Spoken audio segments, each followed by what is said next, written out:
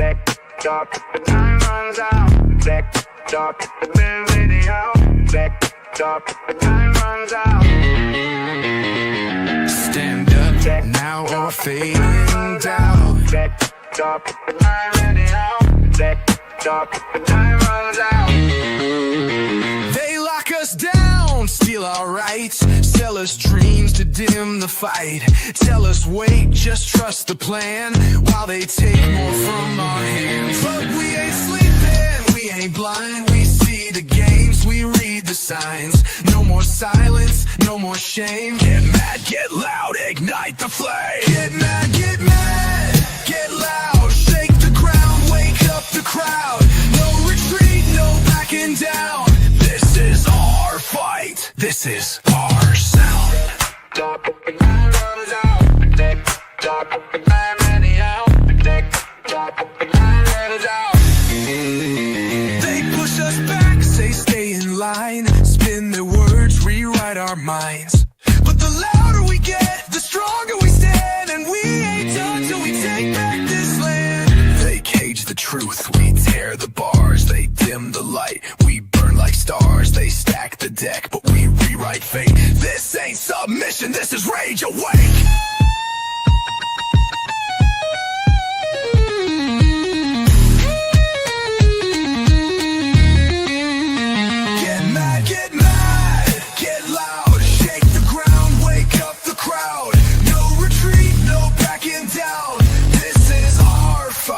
This is our sound.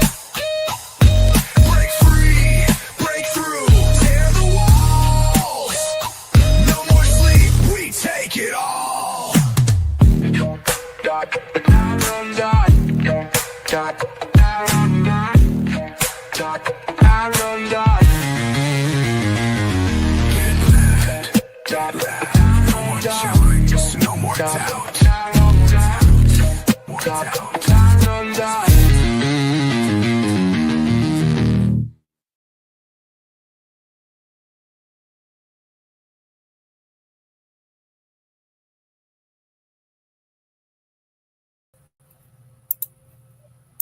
Oh, there we go. We were backstage. How's everybody doing tonight? Thank you for tuning in to the Truth Seekers 88 live on Rumble and YouTube. Yes, thank you.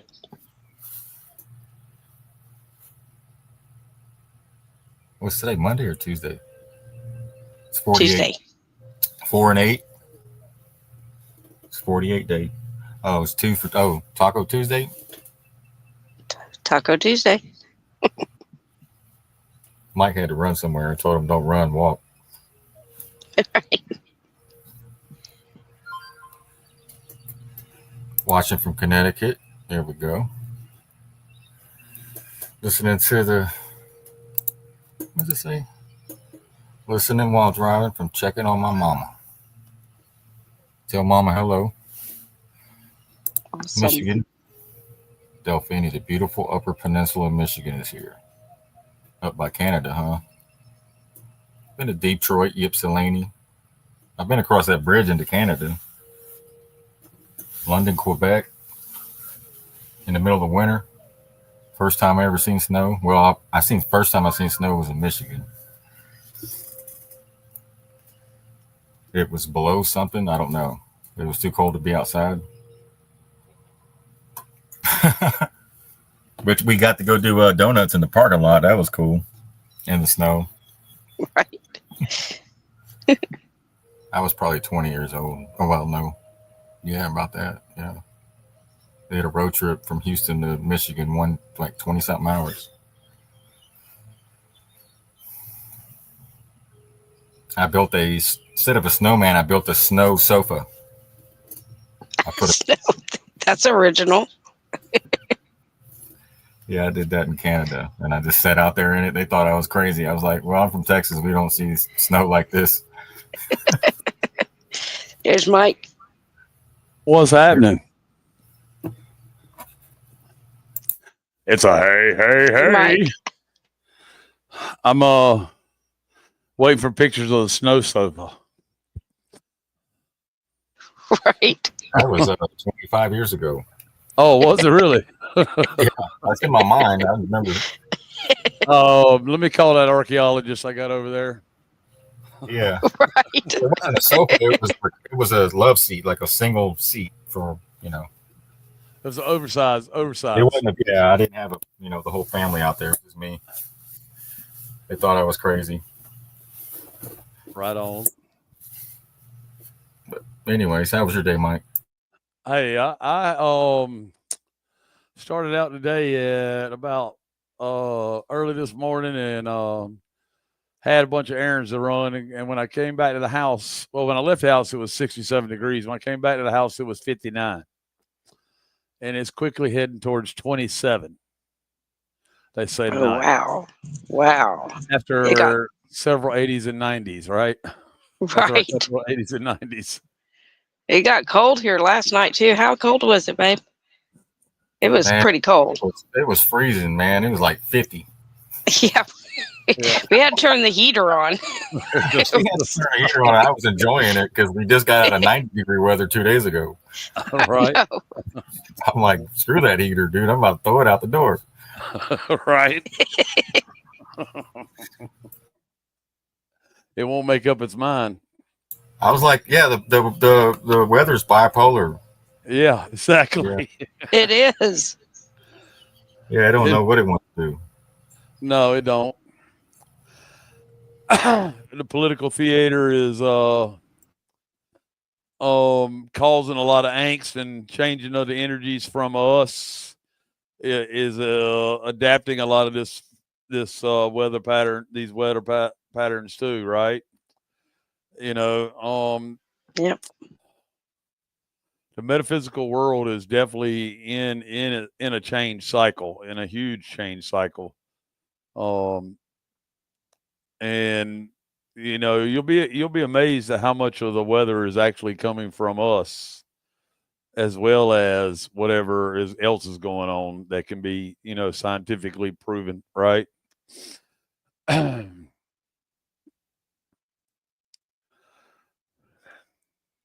So my day was pretty good, man. Got my errands ran. Um, took off my summer clothes and put back on my winter clothes. Right. That's what we had to do. Yeah. And we're loaded for bear, I guess. It looks like Friday might be an interesting day. I don't know. For sure, I don't think nobody knows for sure, but definitely the Trump narrative makes it sound like it could be an interesting day. That's when he goes back to Bethesda, right? Miss Sheepdog and I were talking about that the other night, and we'll see. We'll see what happens, folks. He's saying a lot of bold things right now, and some crazy stuff still.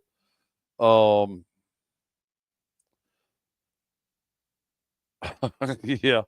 Scott said bipolar stuff is crazy this year, and not only weather, right? Yeah. Um, Hell, even the political scene is bipolar shit. yeah, exactly. It is so bipolar. 1 minute we're talking about the peace, and the next minute we're bombing a motherfucker. Yep, It's true. it is true. So, Friday could be shaping up to be a day. The stock market is definitely in a downward trend. We'll see what comes of it. We know it's been fake for a while now. Not that it was ever real anyway. But I do believe the people in that world, in that financial world, that part of the financial world with the stock market, they're about to get a hearty lesson, right? Oh yeah. Stable coin is obviously the go-to when they tell you the Federal Reserve is gone. Stable coin will be the go-to. Remember, that is temporary, folks. But it will be here for a little while. It looks like probably till the end of the year, maybe. I don't know. You know, that's what they will try to put on us to replace the Fed and the fiat dollar as it collapses. And we got local boots on the ground reporting no eggs and no something else in the grocery stores in our area today. Oh, that's it. Economy collapsed right there. Right? Nice. Find a local egg dealer. We're there, guys. Yes.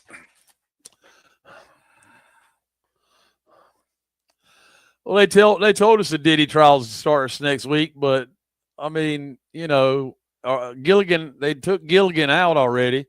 Gilligan can't be a judge. I mean, who's going to be the judge this time? Right? So I'm interested to see who the judge is, and so we can research that and burn that narrative down. Yeah, Patriots, URK 818, right on. Rod, get these niggas.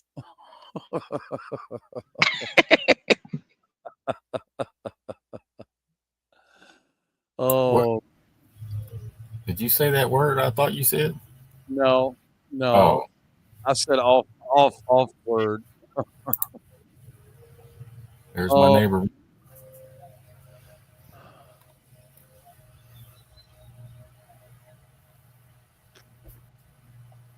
So,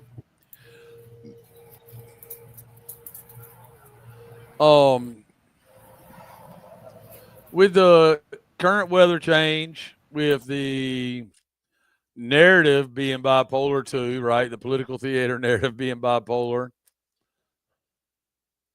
Yeah, they can't say they haven't been warned. That's right, Scott.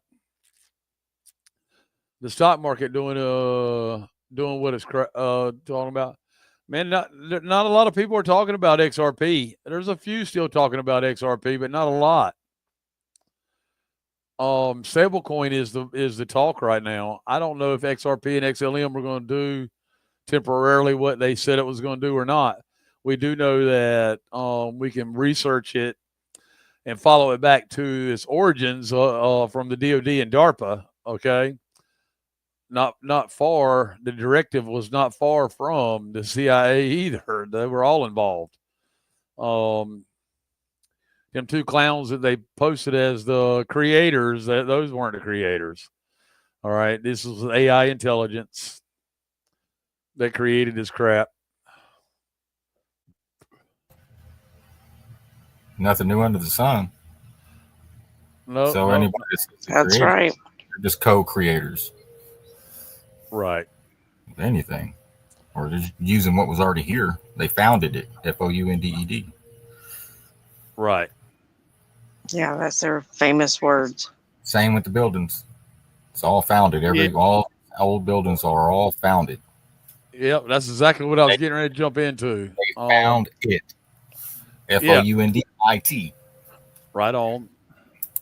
Nino, I'm not much for playing stuff from Nino, but he had a dude on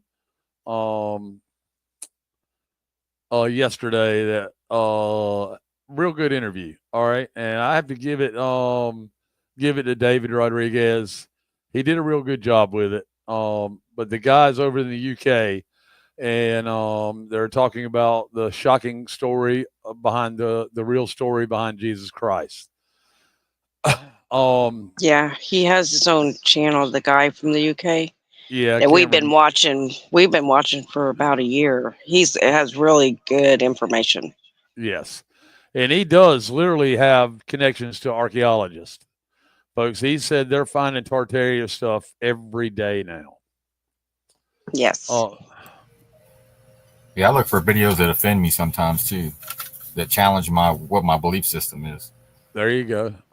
Yeah. And I'm like, bullshit. And then I look it up and then it's there. And I'm like, damn it.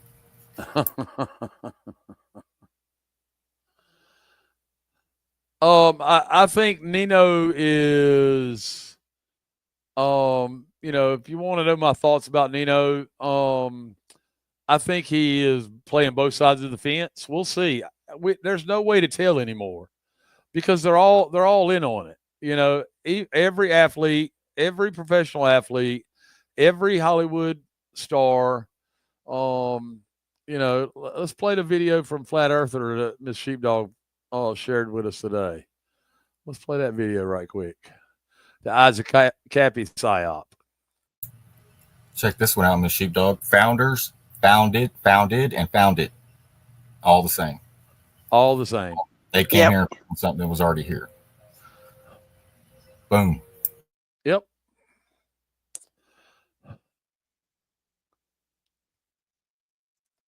Meaning the foundation was already here. Yep. Y'all check out Isaac Cappy's psyop from the fittest flat earther. Pretty good.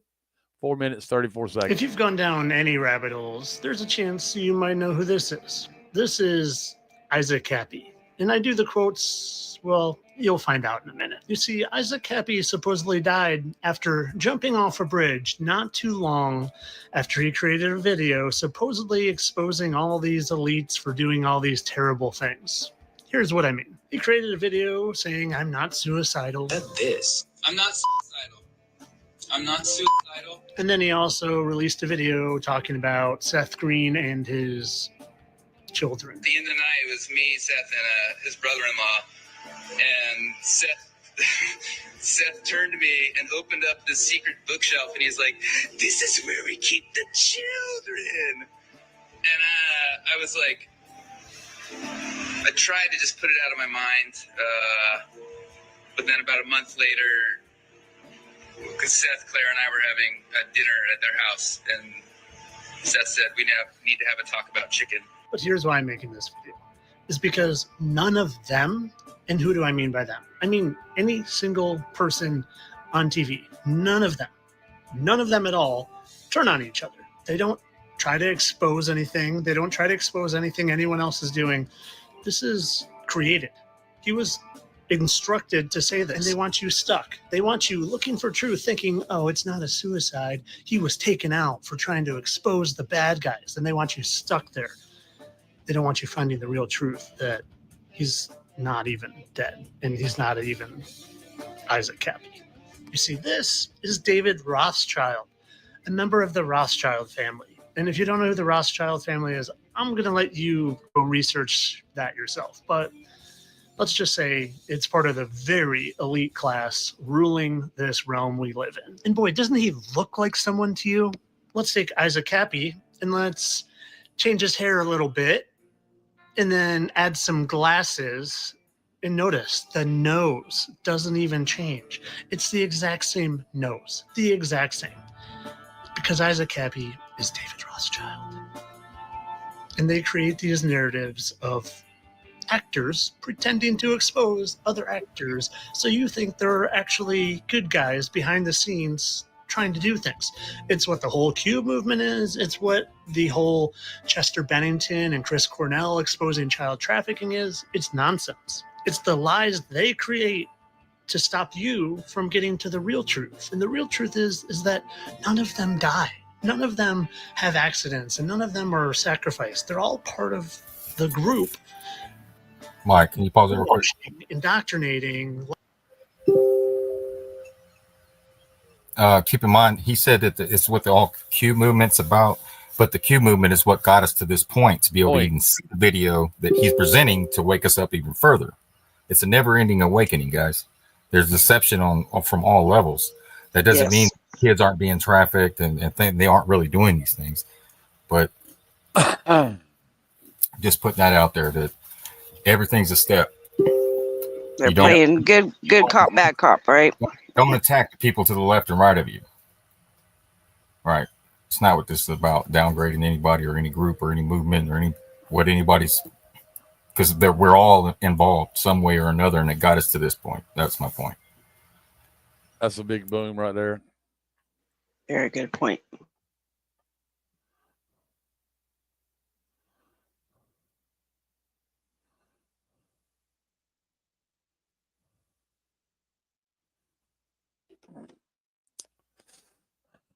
Yeah, it's a very good point.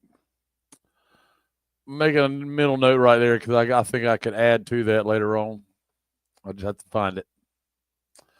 Give me 1 second. Let's press play. Lying to you so you don't know up from down and left from right and round from flat and who you are and where you live. And as soon as you stop listening to any of these morons, and when I say morons, I mean all of them, everyone on TV, political world, music world, and even unfortunately the athletic world, they're not the people you should be looking to for advice or recommendations or truth. They don't provide truth. They are there to confuse you, to confuse your brain so much, and to get you, the biggest thing is to get you to worship them instead of God. That's it. They want you to worship them. It's what the fallen angels wanted. It's what Lucifer wanted. It's what the stars want. Notice how they're called stars, and in the Bible, angels are referred to as stars, especially in the book of Enoch, because they're the stars of today. They're the fallen angels of today. They want you worshiping them instead of God. So stop listening to these morons, every single one of them. Stop getting mad when I am exposing the people that you look to and you love their TV show. Oh, Jonathan Rumi, you're so great because you play Jesus. He's a freaking liar. He's lying to your face and you are worshiping him. Stop it. Stop it. Stop it. Okay? Thank you. Of course, all this for entertainment purposes. I know these are all great people, and especially none of them are, the opposite gender that they present themselves as. Definitely not. And none of them play other parts, and none of them fake their deaths. They're all great people. Entertainment only. Why are landlords using these strange pouches? They have to fake their deaths because they don't die. They're fallen angels. These amazing pouches are That's right. Okay. So what they have to do is they have to pretend like they go on. That's why they keep switching characters, because they stay young. Forever young, like that song, right? Yep. And then when you go look, when you look at that video, that Forever Young original Rod Stewart, he's walking with a little redheaded kid in the video. Yes. Mm-hmm. So the stars don't die. They're fallen angels. They just stay here. They're mad at God, so they're at war with us. And you guys need to understand that. It's nothing personal. It says we wrestle not against flesh and blood, but against principalities in high places. That's just coming from the top of my head. I'm not reading it. So you can go look at that scripture yourself. But that's what we're up against. Mike, you're muted. Is that's what we're up against, and quite a bit more. I've got the book on the way that this guy recommended earlier in this video that I'm getting ready to share with you now. But I'm going to play you a little. I want to play you a little clip so we can get into more. We've already shown you. Sheepdog and Mr. Sheepdog did a great job showing you exactly what the first 50 minutes of this video. The interview with Nino is the millennial reign's already happened. The guy lays it out, proves it, just like the sheepdogs did. And the evidence is mounting, is what they're talking about. It's in scripture. Yes, in the scripture. It's the evidence. Yeah. Yep. Revelation 24. King James Version. Because the NIV, they water it down and change the meaning of 20 and 4. Compare it. It says something totally different. So we got to go back and we got to remember that ED is past tense. Like cook, that's present. Cooked is past tense. So when you read scripture, it's talking about something that occurred in past tense. It already happened. Right. Unless you believe somebody wrote a book 2,000 years ago predicting everything 2,000 years in advance for a generation that wasn't even in front of them then, for people to pass down, so those were just writings of things that took place, and they try to hide that. They try to hide the second coming, the resurrection. They don't want to talk about that. It's constantly put him on a cross, die, and that's it. But people don't realize that when he was resurrected, he walked past the disciples. They didn't even recognize him. Then he continued on, 1,000 years of peace. They built all these buildings, a part of that. Some people even think that the Tartaria kingdom was, Jesus was the king of that. And it wasn't, he didn't go by Jesus. I think it was John. King John got his head cut off in 1213. And that's when the keys were lost to, Peter had the keys, and then Peter lost the keys to the Pope. And then they have had control of this planet ever since, guys. Look at the I've already shared the article, but I'll share it again. You can read it, but that's what took place. 1213. So about 400 or 500 years ago, all this took place. That's why Rod and everybody's saying, and even maybe this in this interview, he says it's only been a few hundred years. So really, of the bloodline, we're not far from 250 years. Yeah, 250 years. Yep, we're not 1776. Yep. we're not far from the bloodline of Christ, guys. Right. So we're thinking 2,000 years ago it happened and everything's been diluted. No, it just took place. That's why they say trace back, trace back. Yeah. Right. And it's not the first time it's happened. Okay. It's first time it's happened with Christ, but it's not the first time that a reset has happened. Right. 400 to you know, and you know, the 1,000 years has already happened is the point, and it's proof. And Sheepdog just laid it out for you again. And I'm going to pick up the conversation that this gentleman is having with Nino, as they tell in it with Tartaria, okay, and pick up the alien conversation, just like Sheepdog said. The fallen angels are who we're fighting with, right? Including Lucifer, including Lucifer, right? Yep. Satan is a fictional character. Okay, but Lucifer is a fallen angel. There's a huge difference. Yes. Does everybody get that? Yeah. Satan is all in our mind. Never left there. That's where they created it, Satan at, and it's never left there. It's just a battle inside. It's an inside job. We got to tell Satan to get behind us, which is our ego that keeps us from being about our Father's business. And another thing, real quick, before I forget, they changed the dates because they had an I in front of the 888 or 887 or whatever. Yeah, it's 888. Yeah. The I stands for Isa, ISEA, which is Jesus. The I. So they had and they counted that as a 1. Some of the buildings, that's how they kept it, and some others they just put a 1 in front of the 88 or 8, whatever the 3-letter number was. That's how they hit the 1,000 years in your face. But the buildings are here, so if those buildings came from another timeline, because nobody can build those today. Well, they did come from they came from the 37, like 37 AD to 400 AD. That's where the buildings came from. Okay, and they just keep showing back up every time there's an ash. Okay, it could be a fire or volcano ash too, because the volcano ash brings up from what's in the middle of the earth, right? And it's very spiritual. Yes. If y'all want to read that part of it, I do have the book that he recommended. It's also it has 100 more teachings of or sayings of Jesus, you know, in it that apply, and it clears up the whole question about Jesus talking about in Revelations 20 about which generation. Okay, and so that's how they know for a fact, thanks to the archaeologists and the finds that have happened over the last 10 years. They know for a fact that the millennial reign has already happened. Okay. Sheepdog and Mrs. Sheepdog are talking about it now. They've talked about it in the past. We have to move forward, in other words. But I really wanted to share this part of I really wanted to share this part of the interview with you because they get into the alien conversation. Okay, and it bounces it back and forth. It's very interesting. So y'all check this out. We'll play about 10 minutes.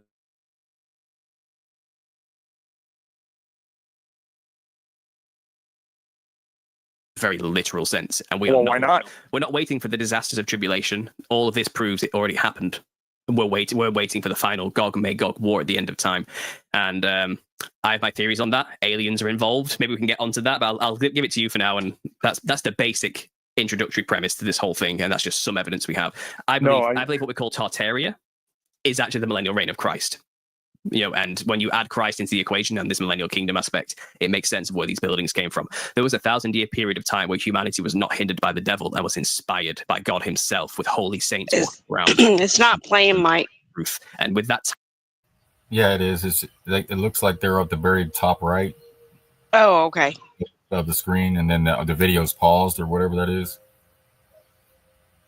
That's what I see. Yeah, it is Okay. playing. This guy on the screen is a video of an archaeologist that he's been in contact with till he died a few months ago. Imagine that. He died, right? Right. Who exposed more of Tartaria than they ever wanted shown to people, right? But these guys have found it and dug it all up, computer generated the images, and then found the landmass and the architecture to go with it.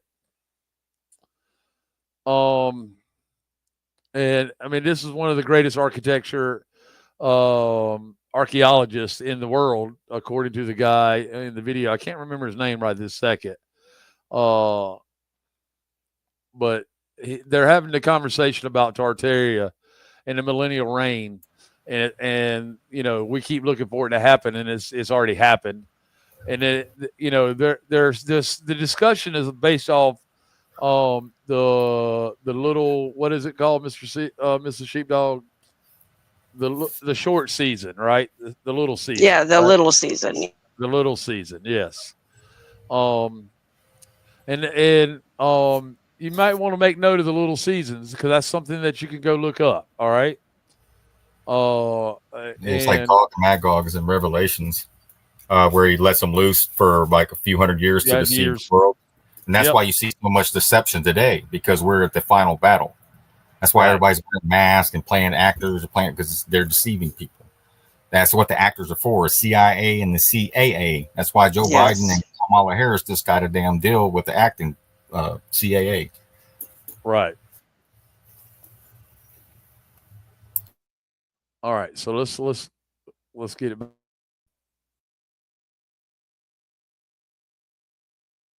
Time. And with that truth, not having to work for money anymore or anything like that, you have 1,000 years of inspiration with the Son of God himself there. You're going to build beautiful things. Explosion of creativity. Absolutely. So there we go. That's it roughly. But I have thousands of hours of content on my channel dedicated to this. Go and check it out. I mean, if I just quickly click on here, that's my introduction. Absolutely. I highly recommend following this channel, folks. I've got a playlist here, Millennial Kingdom Kane. So it's Millennial Kingdom Kane with 3 dots and a question mark is one of his channels. All right. And honestly, I don't know how many videos are on here now. It's getting excessive.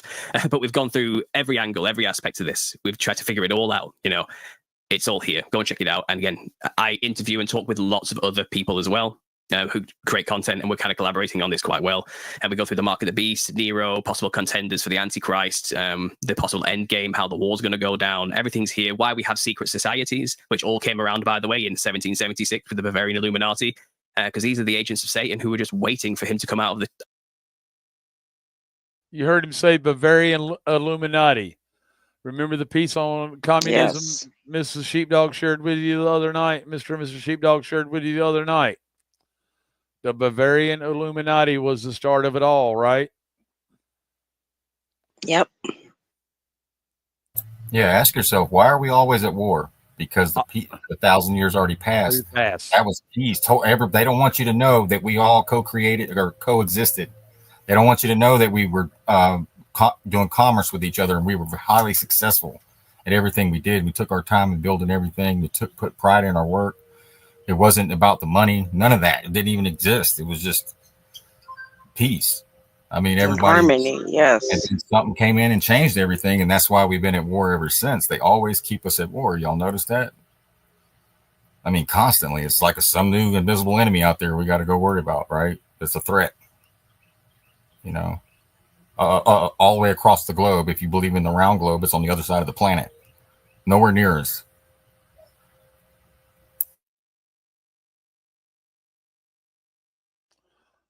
Yeah, nowhere near us at all, right? And then we'll get into that sun discussion later on. The sun's a lot closer to us than we believe too, right? Yeah. As is the case of many different topics. But one of the things that struck me when he was thumbing through his channels here, he gets into the shaman hats and Peterism, backlash. Okay, Mr. and Mrs. Sheepdog shared shaman hats with us. And then preterism backlash, right? Predatorism. There you go. I finally got it out of my mouth. But the secret societies in the little season, architecture is all there.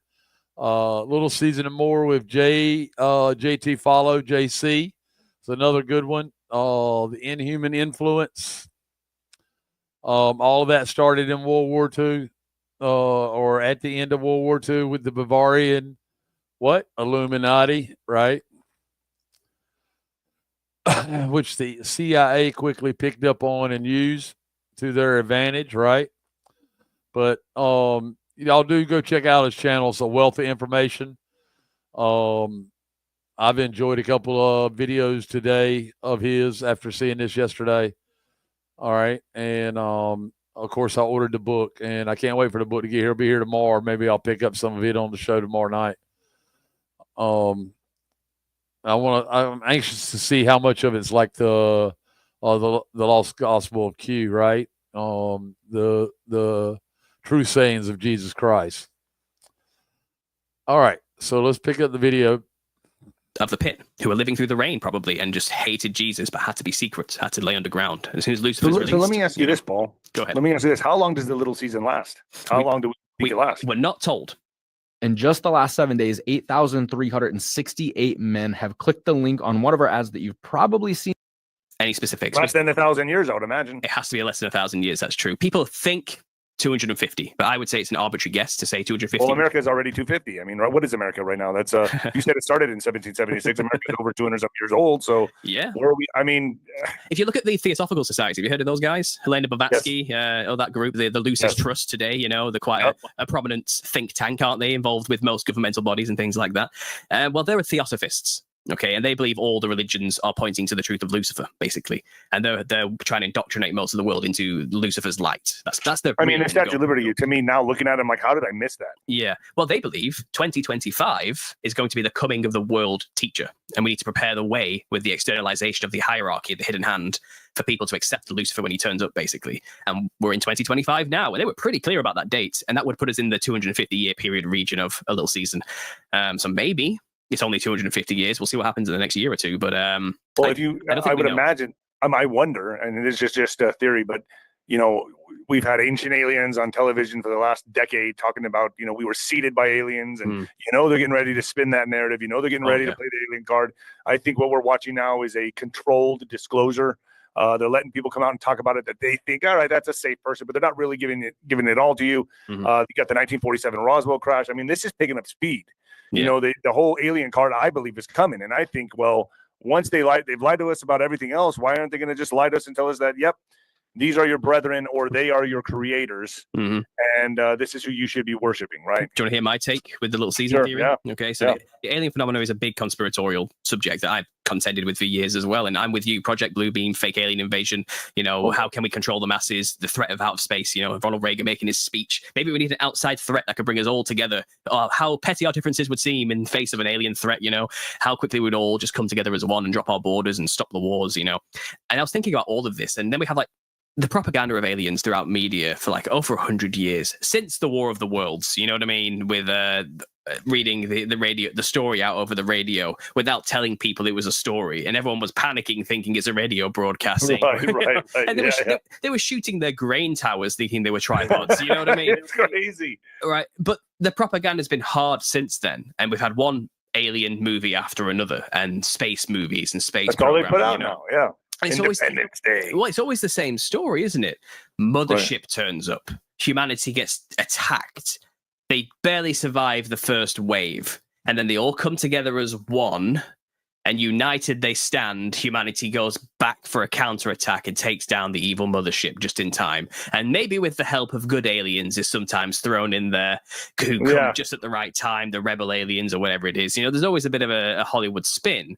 But that's exactly what you've been programmed for. Like, we have been programmed through Hollywood for like over 100 years with that kind of programming. And I'm trying to make sense of it from a biblical perspective.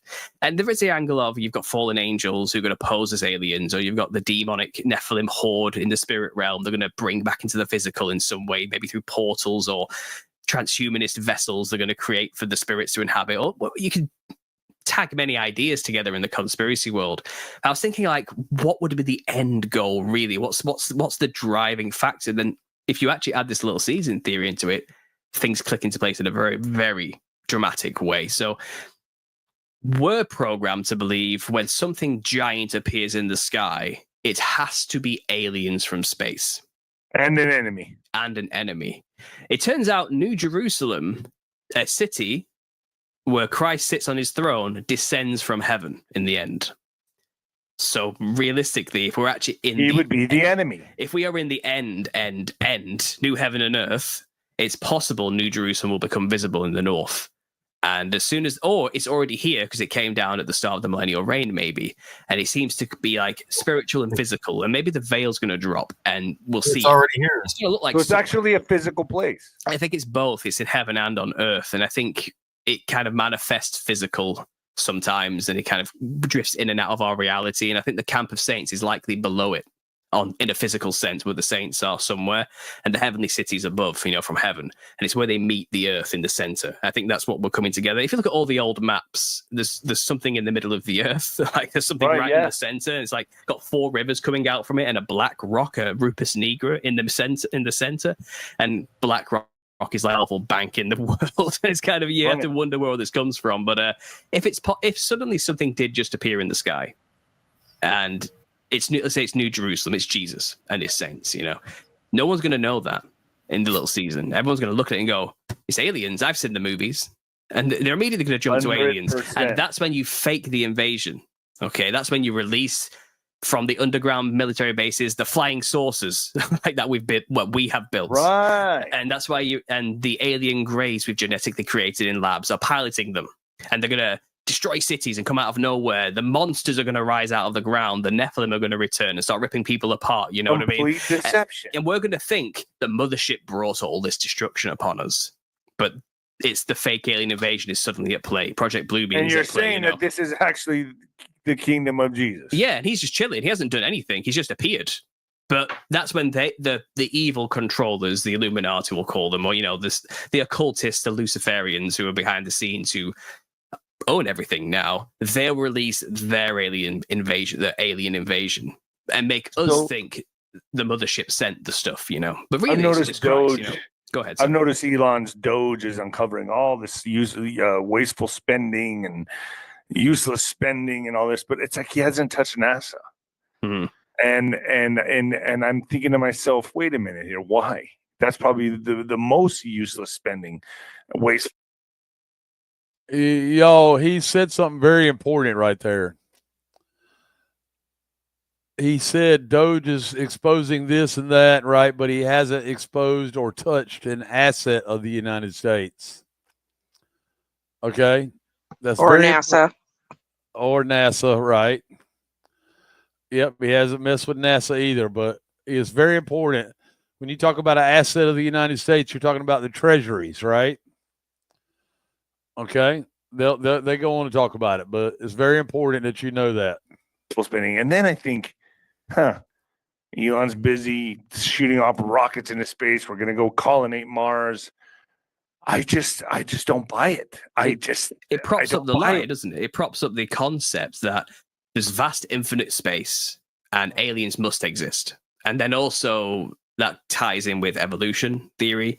That we're all evolving from nothing. We came from slime. Yeah. And that means there must be advanced aliens out there further along in their evolutionary process than us. And I think when the fake alien invasion happens, we'll push back the first wave, or they'll disappear or something, and we'll be like in shambles and ruins. I think good aliens will turn up and push back the evil invading aliens, okay?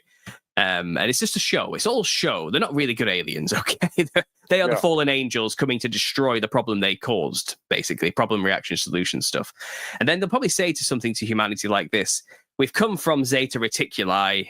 We seeded your planet millions of years ago, and we are your actual gods and creators. And what's attacking you is the evil Emperor Zurg from the Omicron system or something. It's just something stupid, something like straight out of Hollywood, something pathetic and weird, But we'll believe it. And it's like, we've come to protect you from this evil, colonizing, evil force in space, but you're not quite ready yet. You're too far behind in your evolutionary process to stand a chance. We need to catch you up with us. So take this mark, take this advancement, take this technology, become gods like us, and you can join the Galactic Federation and we can fight back against this evil thing ourselves, But we have to believe evolution and we have to believe space for any of that to make any sense. Right. And nobody's coming out against the moon landing. When I know but I look at this stuff, I'm just like, oh my gosh, please.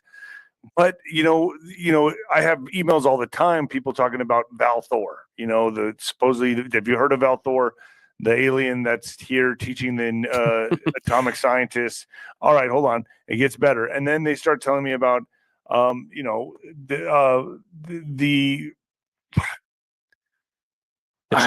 the channelers who are always communicating with the Palladians the New Age stuff. The New Age stuff that I'm getting, and it's always channelers. Like you said, you're right. That's always the ones who come up and tell me, oh, they're here. The Galactic Federation, Trump is part of the Galactic Federation. And I can't validate any of that. I can't prove any of that. I've had some of these people on my show, and I just sit there, I listen to them, but I'm thinking in the back of my mind, how do you know this? Oh, they channeled it. You trust that spirit, do you? Did they test those spirits before listening to the lies they're going to tell them? It's just nonsense. It's just fallen angels and Nephilim spirits lying to people as they've always done and spinning a false narrative in preparation for this agenda they're working on to deceive all the nations so they'll all come together as one to go make war with the camp of saints at the end.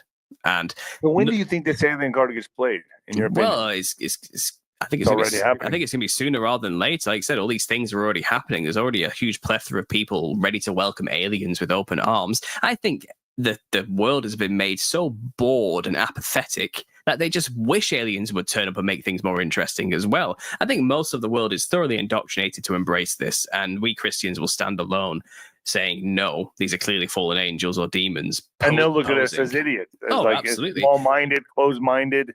Yeah. And we and if you're a part of the Little Season crew who thinks we're in that timeline, we're going to be even more absurd, because it's like, I'm not making war with that thing. That's Jesus up there. That's the beloved city. That's the camp of saints. That's Mount Zion. That's New Jerusalem come down from heaven. And they're going to look at you and go, what do you mean you're not going to join the Earth army to fight back against the evil invading aliens? What are you, some kind of traitor?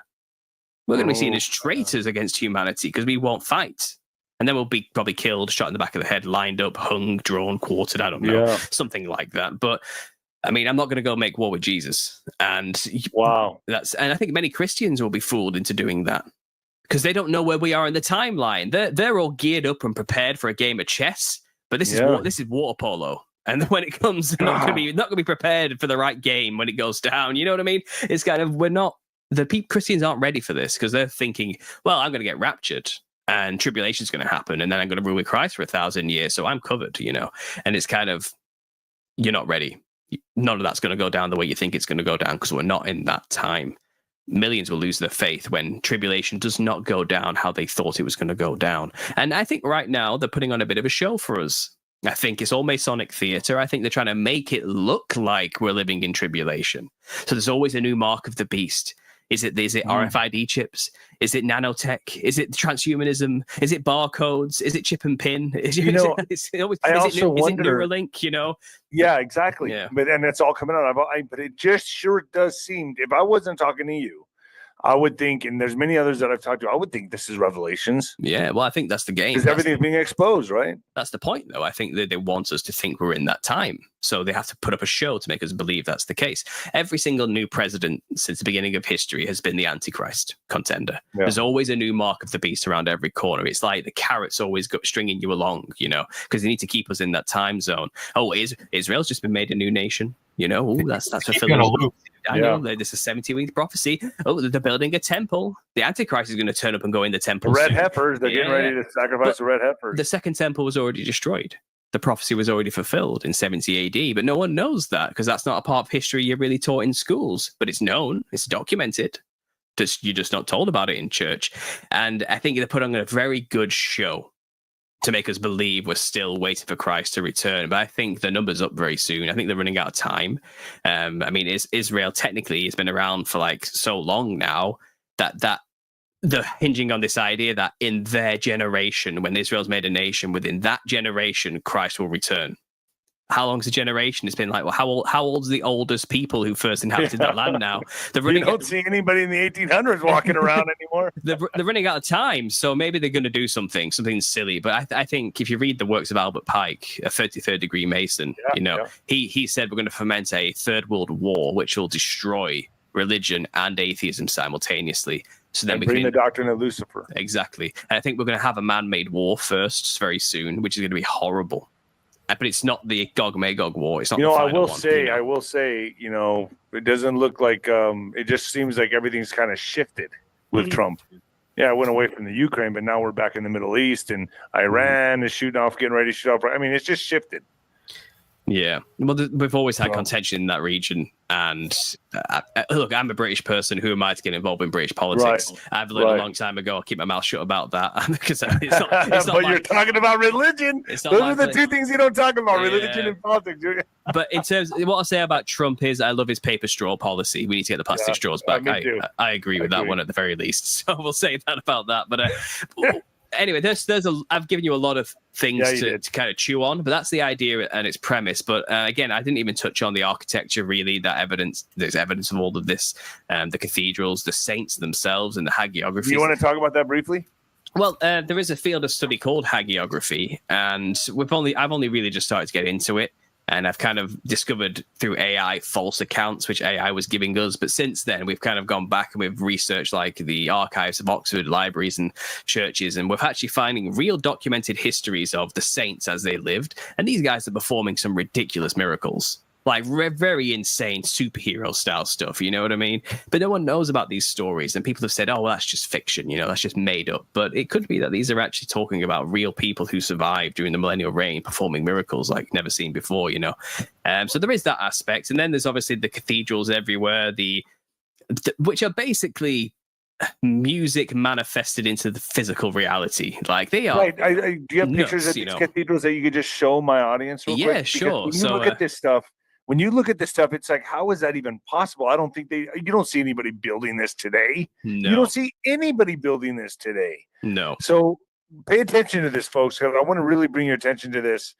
These cathedrals are magnificent. The architecture, and I've seen some of these close up.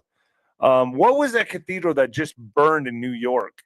That said a lot to me. I'm not sure. That blaze of fire that took over that cathedral in New York. I remember that one. I think I remember underneath that are some amazing old waterworks as well, which we just don't build like that today as well. But I know the don't one you mean. Build like that anymore. So I have a compilation of like hundreds of these things.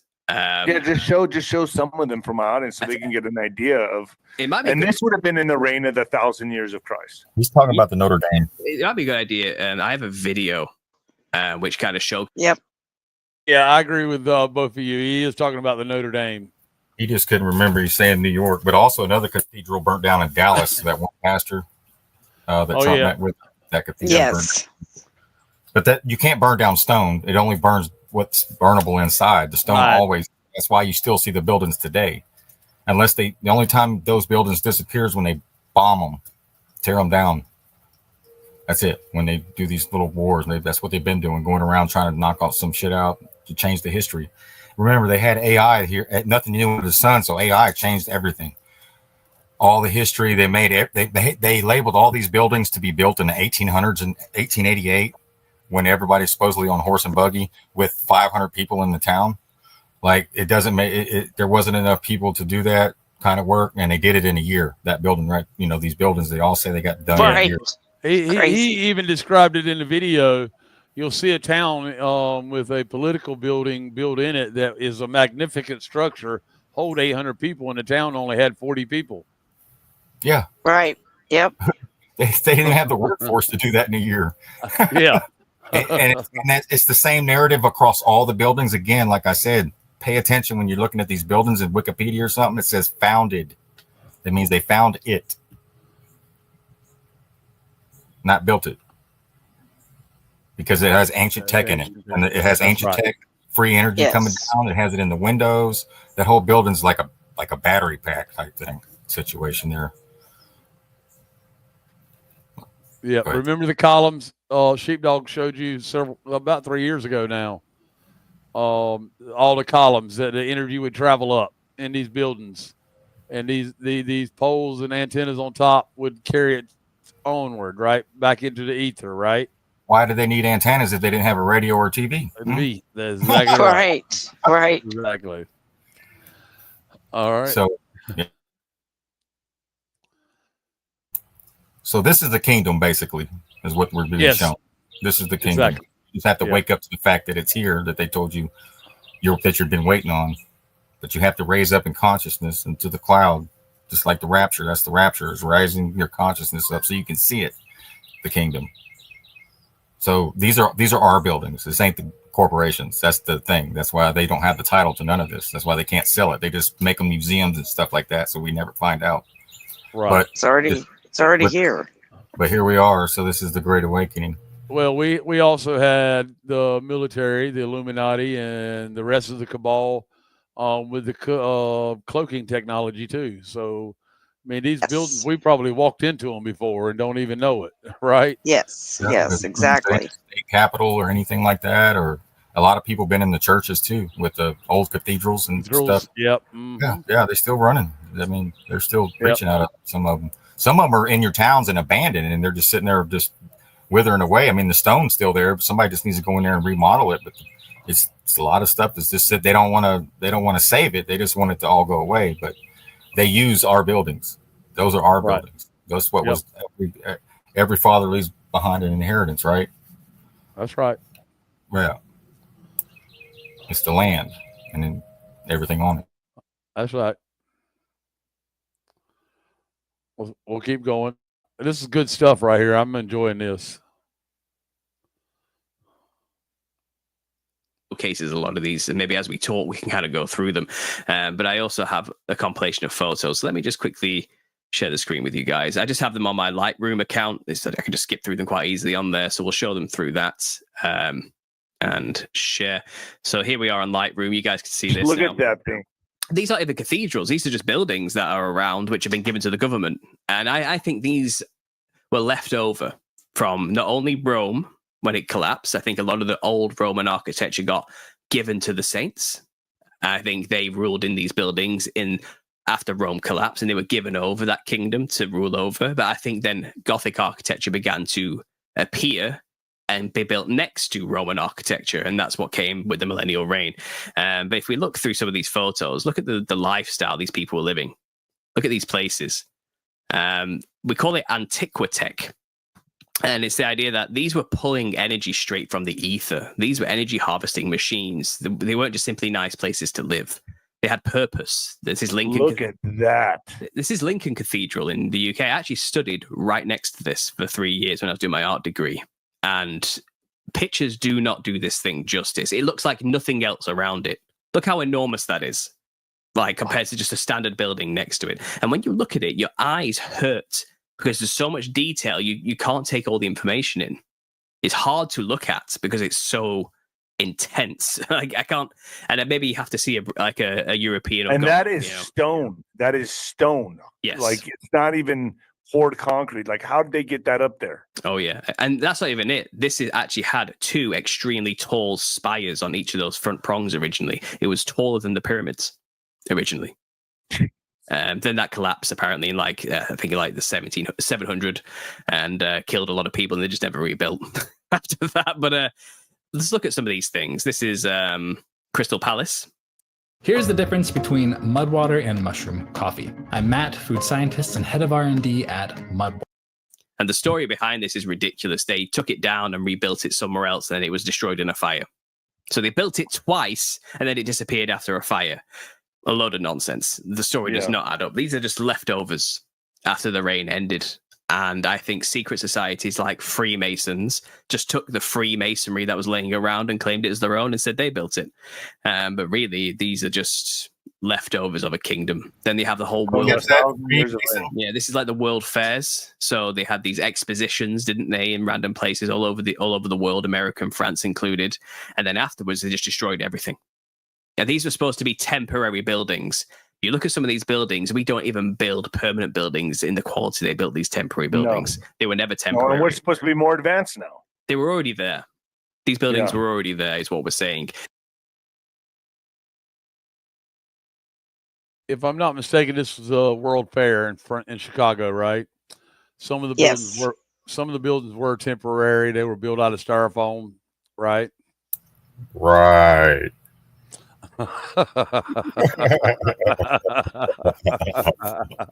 Wink, wink. They got to show you though. But like that's you said, right. Freemasonry. It's all Freemason. Masons. Free buildings. The Mason blocks are already there. It's all free. Yep. They came up with a convenient narrative to cover up their existence and then destroy them.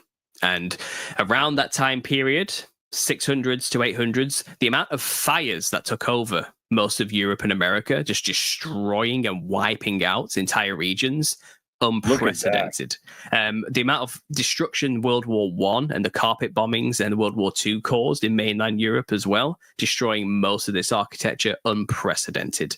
All the civil wars kicked off around the same period, at the American Civil War. So they really wanted to get rid of this history. Yeah, then you had the French Civil War, which rewrote history as well with Napoleon. Then you had the Russian Revolution in World War I with communism.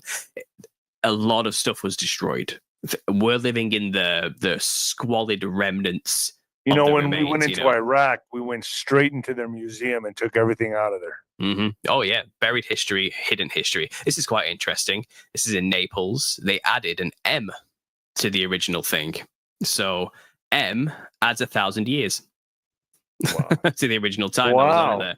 Roman numeral. So the timeline is such a mess that we don't know if it's 700 years older or 1,000 years older, but they've played around heavily with everything, and they've defaced things and added things. And the coins from this time period say J476.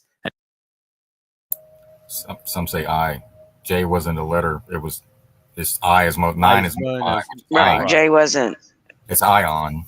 Right. John is ion or eon. Yeah, ion. Ion. Ion, right. Ion for eons. And right there is an ion electric example right there in the background too. Just so y'all know. You know, these are the columns and the poles and stuff I was telling you about. This is everything returns to source, right? So they had power back then? I wonder how much that light bill was, Mike. You think they had to pay it was free. It was free. It was free. See how they robbed us guys and put us on the meters? Yeah. Greedy motherfuckers. Excuse my language. Yep. I agree. I mean, guys, this is quite a spectacle to fit a king, right? And obviously, you know, not just ours, but Paul's research here in the video and several others, more than several others now. Yeah, styrofoam, wink, wink. Yeah, somebody told us on one of our shows that they had styrofoam buildings, right? That's why I brought it up, because it was Well, let's look up when styrofoam was invented. Right? Somebody said in the chat, DuPont wasn't in business yet. There you go. Right now, that's my point. Yep. You talk about plastics and stuff. Yeah, plastics. There you go. That's where I wanted to go. And now they're telling us that plastics aren't bad for the environment. They're energy as well, which we may find out is true. Right. You know, but who knows right now? What we know is what we can find and research and validate ourselves, right? Individually and in a collective. You know, and I could go on and play more of this video. It's very interesting. It's really good. It's sparked a lot of conversation here that we're sharing with y'all tonight, as it has many times before when we brought it up. Yes, cheating. We know plastics are bad for the environment. Okay, but there's some truthers out there trying to bring the narrative that it isn't bad for the environment. All right. Just like there's no styrofoam buildings, right? I mean, styrofoam's still standing, right? Yeah, the vaccines are totally safe and effective. Right.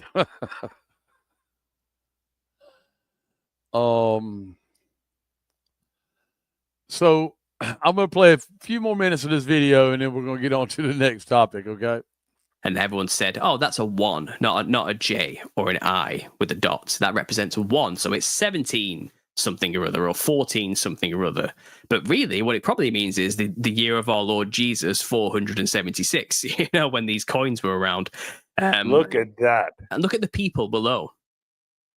When you think of the scale of this thing, these people with horse and buggy and carts and did not build these things. They didn't. You cannot tell me that they did that. Look at the floor. It's rubble. It's mud. The floor's mud. Okay. No way would you build this and not pay attention to the road surrounding it and make something nice. You know what I mean? It's 100%. And here's examples of melted buildings. Meltology is a huge field of study involved with this, and there's evidence all over the earth that a lot of things have melted with fervent heat already through tribulation. Wow. This is melted rock. These were something once upon a time, and it's just melted. 3,000 degrees. The rock has been burnt up to the point where it. What'd you say, Sheepdog? Just wanted to say they melted 3,000 degrees, roughly. That's what happened. See it? The energy weapons, they had it. Oh, yeah. See how they made it look totally. That's why the miners are going in these mountains. Those are buildings. They're finding gold in there. Yeah, I bet. Amongst other things, right? That's why the gold rush in 49, right? Yeah. Remember? Yeah. That's why they all rushed over here. They knew the buildings were melted, and they just went in them. There's openings in some of these places, caves and stuff, Right. and they find crystals and all kinds of stuff. And when you go into the Grand Canyon, you find even more, but that's roped off. You can't go there for some reason. Most people don't know that, but they don't know why. But yeah. Yeah, that's why they made Evel Knievel look like he jumped it, to draw you away from the other end of it. Because all that stuff was surfacing back then, and that was the late 70s, early 80s when he did that, right? Yeah, which they don't know. Old Harley. Yeah. I think it was a Harley. Turned melted. Yeah, it was a like Harley. wax, as it's described in Revelation. It's happened. A lot of it has already happened. So these are some quite modern cathedrals. This is a quite famous one. This is the inside. Again, photographs do not do it justice. Like you have to see this with your own eyes, and I beg anybody to go and see. If you go more over to the Eastern Orthodox, their churches are insane. They're like 5D cubes that are like manifested into a 3D reality. Like they are hypercubes, the designs, and they're psychedelic in nature. Look at that. Look at that. Oh yeah, man. I got a Mazzato knife, and what followed was an absolute fiasco. So I almost. And so that's all. Look at that.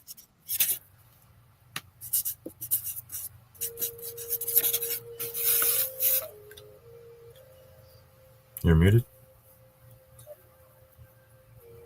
Thank you. Sheepdog, I've been trying to look this up. This has to be a family crest right here. It has to be. Yeah, it's the diamond. It's got. Yeah, it's definitely some. Yeah. They can't see. It's in your face. If people really looked into stuff like that, like you catching this, they would uncover more and more and more of the history. They're not keeping it from you. They're just wanting to see who the hell's going to look. Seeking, you shall find, is what the hell's going on. And most people stop seeking. They're in a coma, or they're got a veil over their eyes, and I see a lot of people walk past these buildings and not even look at them. Yeah, it's in our face the whole time, right? Yeah, they just in their mind, it was built just 1800 by our founding fathers, and that's it. They don't even think that, because they're Hollywood told them about the cowboys and Indians, and John Wayne didn't help out at all. And every time you watch a John Wayne movie, it's just deserted and they're riding horseback and shit, living in log cabins. Bullshit. This shit was already in place. Oh, and John Wayne's real name isn't John Wayne. No, it's not. That's just the part that he played. Most people think that's his real name. But anyways, they're all actors. Imagine that. Yeah. High-level Imagine Freemasons. that. Right. Yep. Imagine that. But I'm going to find this in the next couple of days, I'm pretty sure, because I've been seeking it pretty hard since yesterday. We'll find out what family crest this is. I'm pretty sure it's a family crest. Right on the floor of one of these most beautiful cathedrals you've ever seen in your life, right? That's why he suggests you see it in person versus pictures don't do it justice. Let's keep going. Unlike anything else around them, they stand out like a sore thumb. You know what I mean? And we're kind of like glazed over it these days when you see these things every day. But when you actually look at it and you realize the surrounding architecture that was built in the modern age, it's kind of like we have gone backwards. We have not gone forwards. Like we are far behind these days. I mean, look at that. Those are pillars of stone. Yeah. Absolutely. Of stone. And we're just right now, we're still doing hammer and wood and nails. And look at this. Yeah, what kind of technology do they use? A lot of slaves, apparently, and perseverance. So you tell me everyone through the Middle Ages was an enhanced stonemason with the ability and artistic design and understandings of geometry to create these things. These populations were supposed to be small at this point. Yeah, these are alchemists. You know, they may be masons, but they're also alchemists. All right. They mastered the 3-6-9 balance, come center. Yeah, it's all energy. Yes, all energy. Exactly right. Royal arches, and all the windows are arched. Royal arch. Yep. None of them are boxed or squared or anything like that. Everything's absolutely. But when you look at the basement of these things, they have 6,000-pound blocks on the bottom of these churches to hold up at the top, at the very bottom.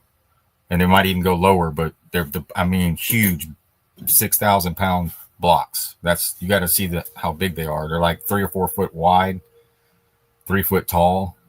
Like how they lay that if they didn't even have a crane? You know how they move those blocks there. So right, it's a lot going on here. It's called alchemy. Yeah, they were probably using sound and vibration to move everything. Yes, exactly right. There you go.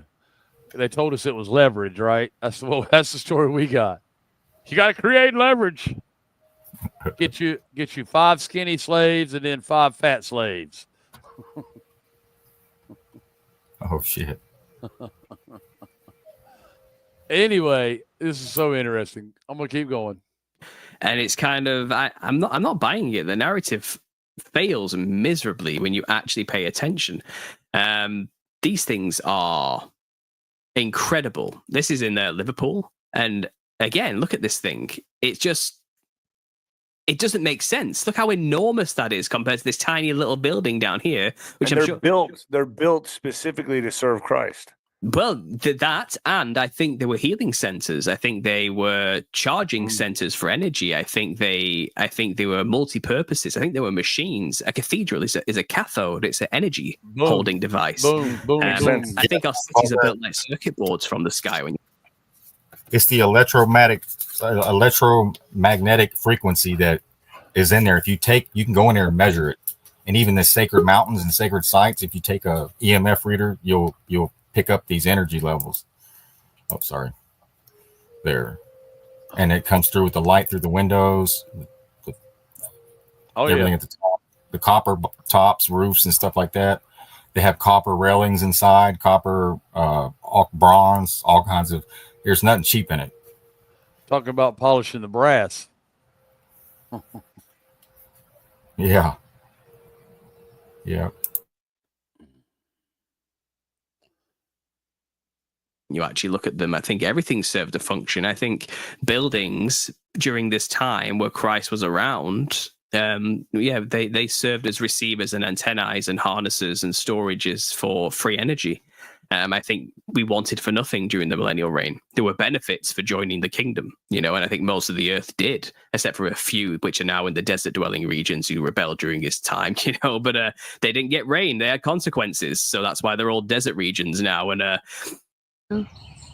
hey, North Carolina homeowners, if your AC unit is more than 5 years old, you could. I think we couldn't even begin to comprehend the lives these people were living during the millennial reign. But it's only still just a taste of the new heaven and earth. These are physical buildings. The new heaven and earth is heaven manifest on earth. It's the coming together of the spiritual and the physical in one kingdom. This is just the earthly aspect that mirrors what it's like in the heavenlies, you know? And I think what's coming is far greater than what the millennial reign would have been. But the millennial reign itself is a testament to the glory of what God is capable of and what people can do without the devil around. Look at this thing. Look at this thing. Look at the beauty. I bet this was just like a train station or something. The finite details. Yeah, but I bet this was just nothing to the people who built it. It's like, oh, this is going to be the post office. You know what I mean? And they built this thing. Like, it's because they thought they understood beauty and functionality are one in the same, and it matters. Beauty matters to create a place people care about. You know, and look what we do today. Look what we do to our old buildings. We impose the new world order onto it, and it's cold, it's sharp, it's minimalist, it's basic, it's cheap. You know, and we destroy the old, and they're mocking us with this modern art thing. You look at this monster. Yeah, we can build taller these days, but it's quality over quantity is what I prefer, you know. The stark difference between the architectural styles is ridiculous, you know, and I think what we did here, completely made of copper, this thing, it's gone green. You know, it's far better than this pyramid structure behind here made of concrete. I'll take the beauty over the functionality any day. And these things are just incredible. Look at this old Roman Empire ruins that are still around. People were living in them. This architecture is everywhere too. I think this is Rome. And then we have cathedrals built after Rome, which is the millennial reign. But we have both side by side. Then we have insane asylums. You know, we're going to lock these people up that we think are deranged because they're super religious. Let's build a castle for them. Does that make any sense? None. No, it doesn't make any sense, does it? None. But they're all castles. They're all absolutely beautiful, stately building castles, and the Odd Fellows claim ownership of them, which is Freemasonry. We built all the insane asylums. It's kind of like, no, you didn't. You just stole the architecture that was laying around and claimed you founded it. You found it. You know what I mean? That's the joke at play here. But again, these buildings are, to me, a footnote in our research. They're definitely a great example, but I stand by the words of Jesus Christ as my evidence for all of this, and I work backwards from there. I don't trust the historical record given to me by man, and I know this spits in the face of academia and those supposed experts out there who will call me a lunatic, but I don't care. I don't care. Christ told the truth as far as I'm concerned, and I'm going to work. You're taking it literally at face value, the way he said it. Yes. And then you're showing these magnificent structures to prove your theory that this already happened. Yeah. I mean, like I said, a lot of it is Rome as well, which wasn't built during the millennial kingdom. So this building is typical Roman architecture here. Okay. But then the cities that were built afterwards and the cathedrals that were built afterwards, I'd say they were millennial reign architecture. But I think the old empire, which spanned the whole earth, was given to the saints as their rewards. They get to rule the kingdoms now. So it's kind of like, why waste something that works? It's functional. Why waste it? Yeah. But then it's also keep that there as an example because we can do better. I think that's what was going on as well. And yeah, look at these things. They are beautiful. The cathedrals are insane. This is just a hotel today. They turn it into a hotel or something. I think there's so many of these buildings, they don't know what to do with them. So the government kind of took a lot of them and made them government buildings or council buildings or offices or something because they don't know what to do with them. And it's kind of like, I mean, look at this thing. The finite ingenuity in the details. It's like we can't do that today. No. I mean, this is an example of one. And this burnt down. Here's evidence of it. It burned down in the 40s. So they just got rid of the thing. And now it's replaced with a giant, horrible glass cube building that sells suits, I think, or something like that. Right, this is an old town hall here in Britain, one of the Britain city, and it's beautiful. The thing is incredible, you know, and the narrative makes no sense. But you'll find the old burnt down. A lot of these buildings mysteriously burnt down in like the early and late 18th, 19th centuries, you know what I mean? And it's just almost like they're getting rid of them. One fire after another because they don't match the narrative. They don't, you know, and especially in America, you're a new nation, supposedly, right? You shouldn't have cathedrals. Okay, they shouldn't be 1,000%. Like the one that burned down in New York. Exactly. They don't belong. You haven't been there long enough, you know. And I suppose into our narrative, it took 700 years. That's basically what I wanted to get to share the rest of that narrative along with the alien piece. Just so everybody knows, they have underground tunnels that go all the way from the North Carolina, the cathedral in downtown Raleigh, to New York. They have them all over the eastern seaboard, going from, whatever area you can imagine all the way to New York.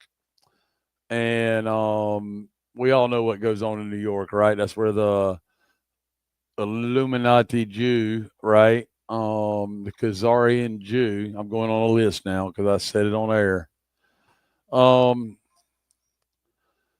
They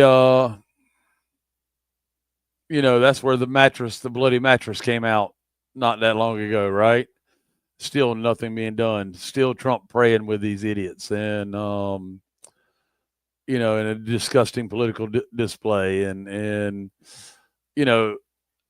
that is the part that has been frustrating to all of us. Not learning necessarily so much of our deceived history, but the part that really just yanks us, right?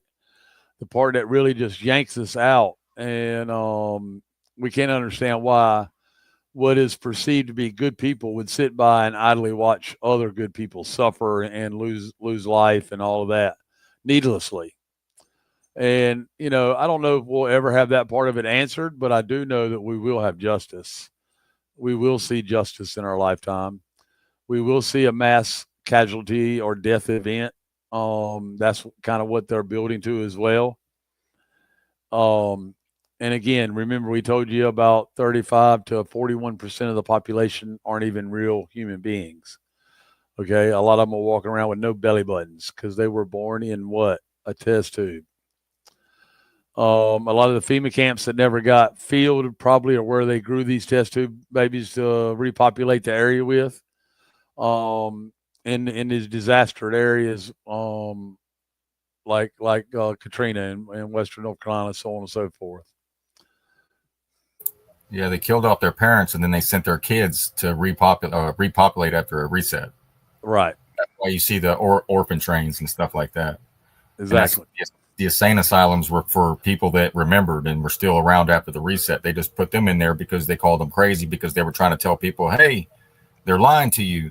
They're trying to remove this, that, and the other in scripture or whatever it was, trying to tell a different narrative and run another they seen what was coming, the deception that took place, and they were around when everything, because the War of 1811, 1812 was a really big war. A lot of shit happened right around that time as well.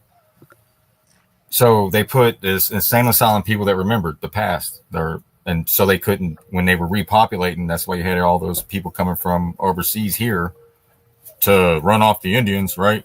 That's why there were so many natives here. There were 100 million plus people here already.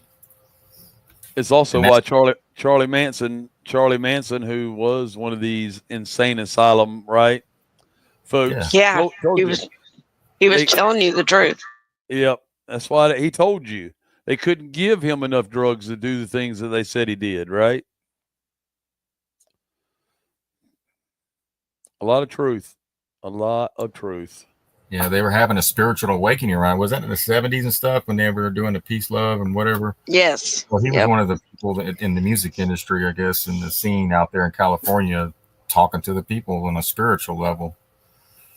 And, they made them out to be like crazy lunatics. And then they have the owner of Folgers or whatever, that coffee company, those elites. Yeah, Folgers. Yeah. So all they did was fake their deaths, so to speak, and then they went on into another character and they framed these people over here to make them look like they're insane. Right. Yeah, that's what they do. When you listen to and then we get the marketing theme. Nothing like waking up with Folgers in your cup, right? Right. Oh my gosh. Best part of waking up, right? But that's just like the O.J. Simpson case where, he supposedly killed his wife. allegedly. Yeah, right. The And 5 mile an hour chase. Yeah, and she just went on to be a Fox News host. That's all. Right. Yeah, exactly. Exactly. All CIA. All CIA, CAA, CIA. Keep it coming, right? No, wrong. Well, with that, I kind of yield to you, Sheepdog and Mr. Sheepdog. I'm sure y'all got something y'all wanted to share too tonight. Okay. Thank you for letting me share that with you, and thank you for sharing it with me, with you and everybody else tonight.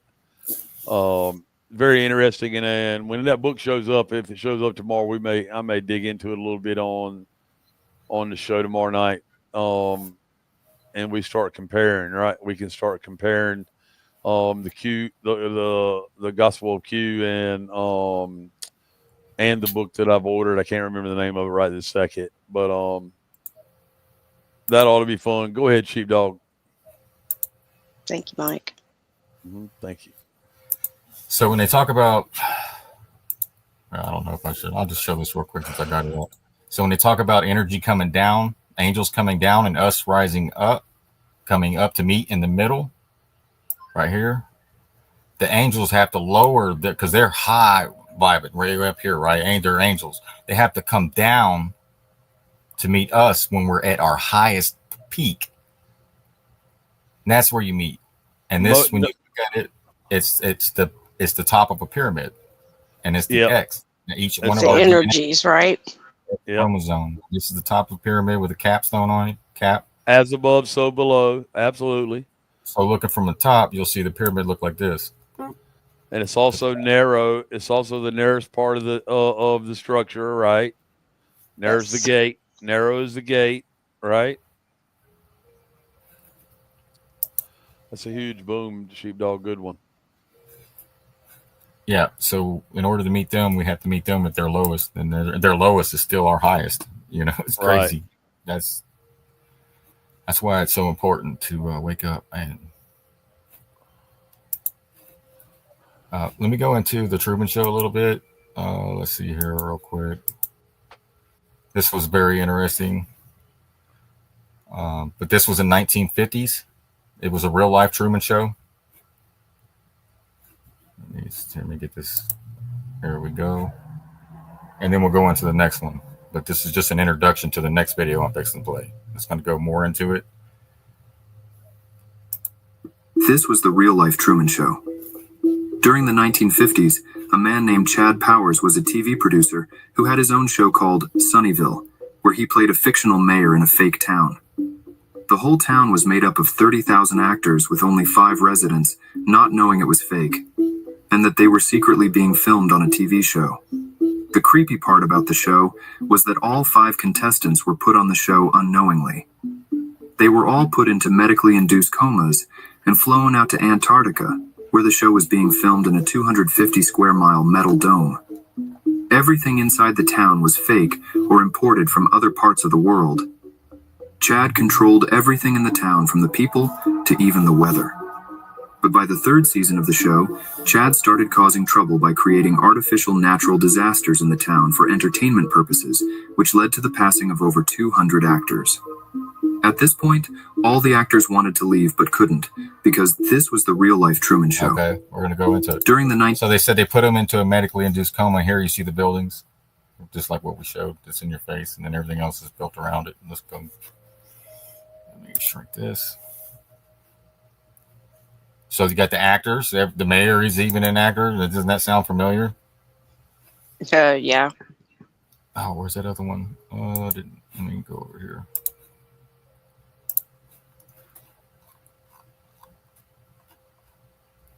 Hold on. I got this. Okay, there it is.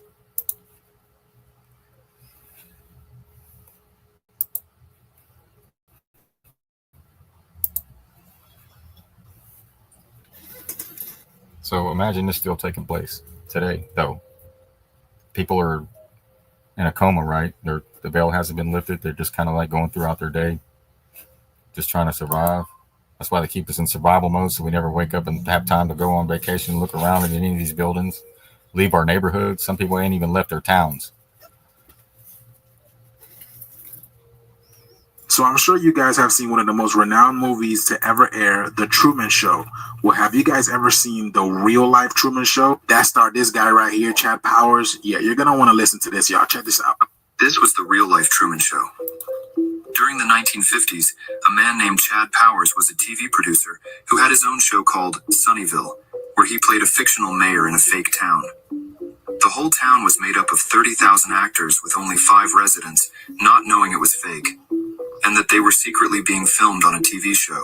The creepy part about the show was that all 5 contestants were put on the show unknowingly.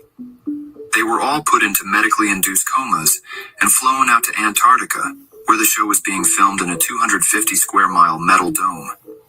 Everything inside the town was fake or imported from other parts of the world. Chad controlled everything in the town, from the people to even the weather. But by the 3rd season of the show, Chad started causing trouble by creating artificial natural disasters in the town for entertainment purposes, which led to the passing of over 200 actors. At this point, all the actors wanted to leave but couldn't because they were stuck in a dome. The show also had no purpose anymore because the 5 contestants were eventually told everything was fake by the actors.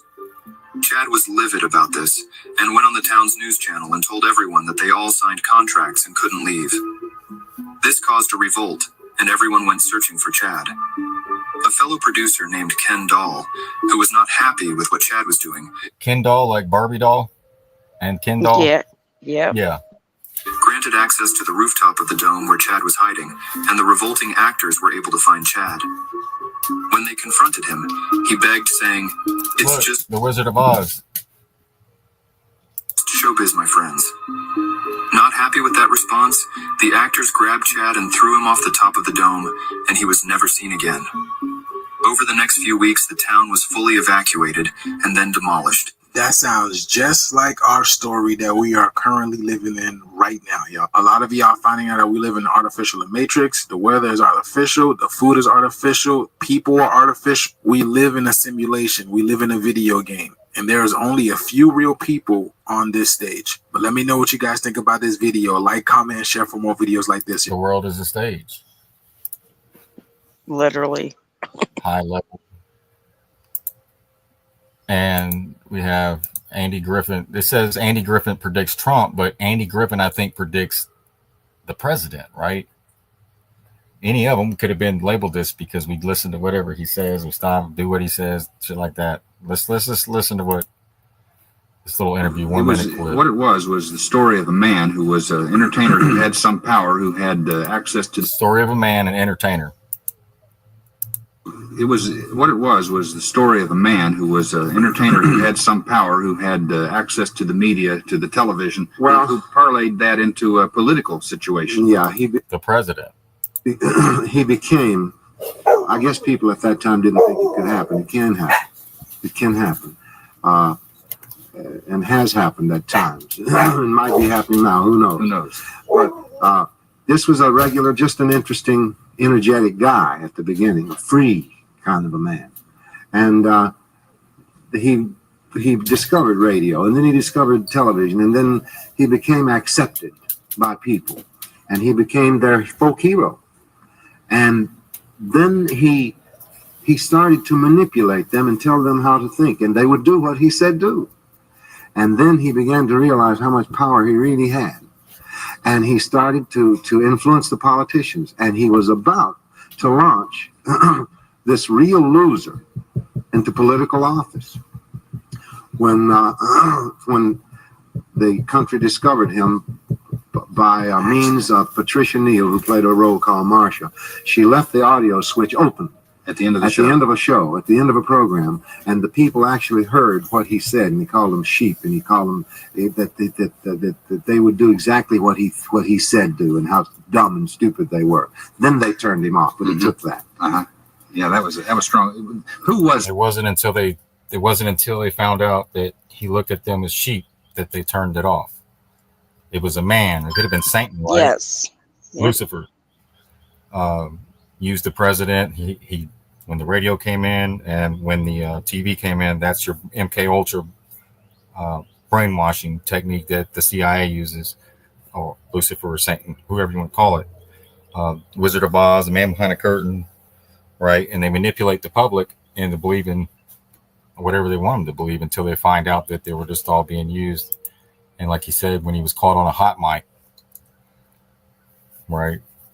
And they found out his true intentions and true. So that's where we're at right now, is waking up and realizing that how they use the radio and the TV. As soon as the first radio hit the home, that's when the brainwashing started. You notice they did the alien invasion back then too? Back in the, what was that, War of the Worlds, whatever? And the 1940s. Yeah. So all that's already happened. People forget, and they're waiting for another one, and all they got to do is announce it on the radio or the TV. It's going to freak out. And so,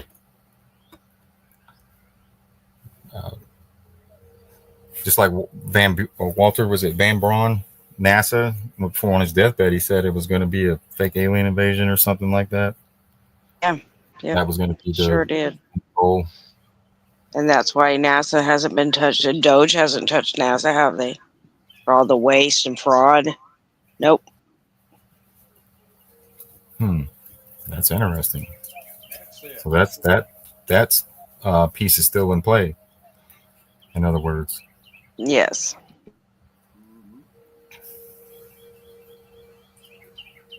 All right, so we did the Caitlin Clark. Oh, did we do the Caitlin Clark? No, not yet. Oh, let's do the Caitlin Clark, and then we'll go on to the last piece.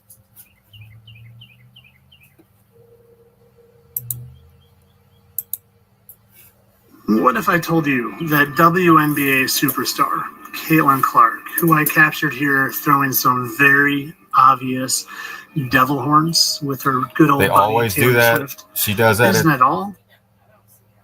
Yeah, she always, whoever, it doesn't matter who she has next to her, they always do this at a basketball game, the Chiefs game, like Caitlin Clark. Another one, girl was called Ice Spice, the dark-skinned girl with red hair, afro. She sat next to her that one time. All right.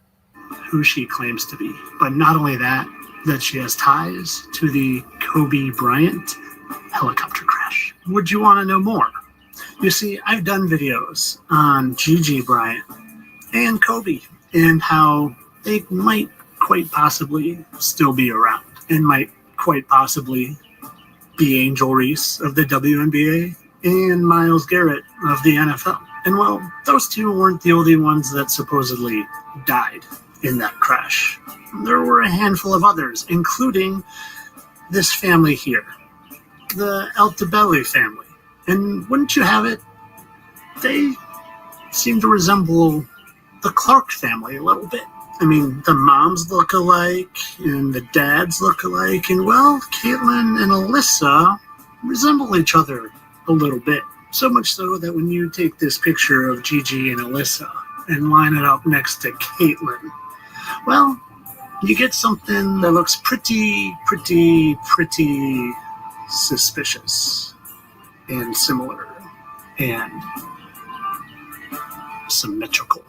And well, I think I might just leave it here for now and give you these last 4 little pieces of the puzzle.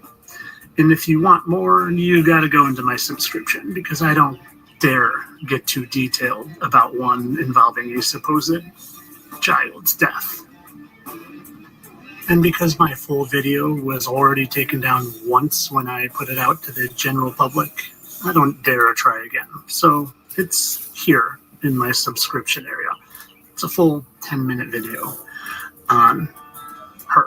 Notice how it's Caitlin Clark, CC 33. They always like to tell us what their favorite number, because, well, at the bottom of all of it, it's the fallen angels. And a third of the fallen angels were banished down here, and they like to mess with us mentally, spiritually, physically. And that's why they poison everything. The air, the water, the food. They're mad at God, and they're mad at us. So they torment us. But if you want the full breakdown, just go subscribe, and you can see the rest of it. And there's a 10-minute Kobe Bryant video in there and a 10-minute Angel Reese video in there that I don't dare put out to the general public. But of course, this is all for entertainment purposes, you silly billies. I know it's all a coincidence, and the fact that their teeth even line up perfectly when you fade in from one to the other, just coincidence. I'm a satire account, entertainment only. Wink, wink. Gotta do the wink, wink. Yeah, he's good. He's pretty good. He has so many he does. It's crazy.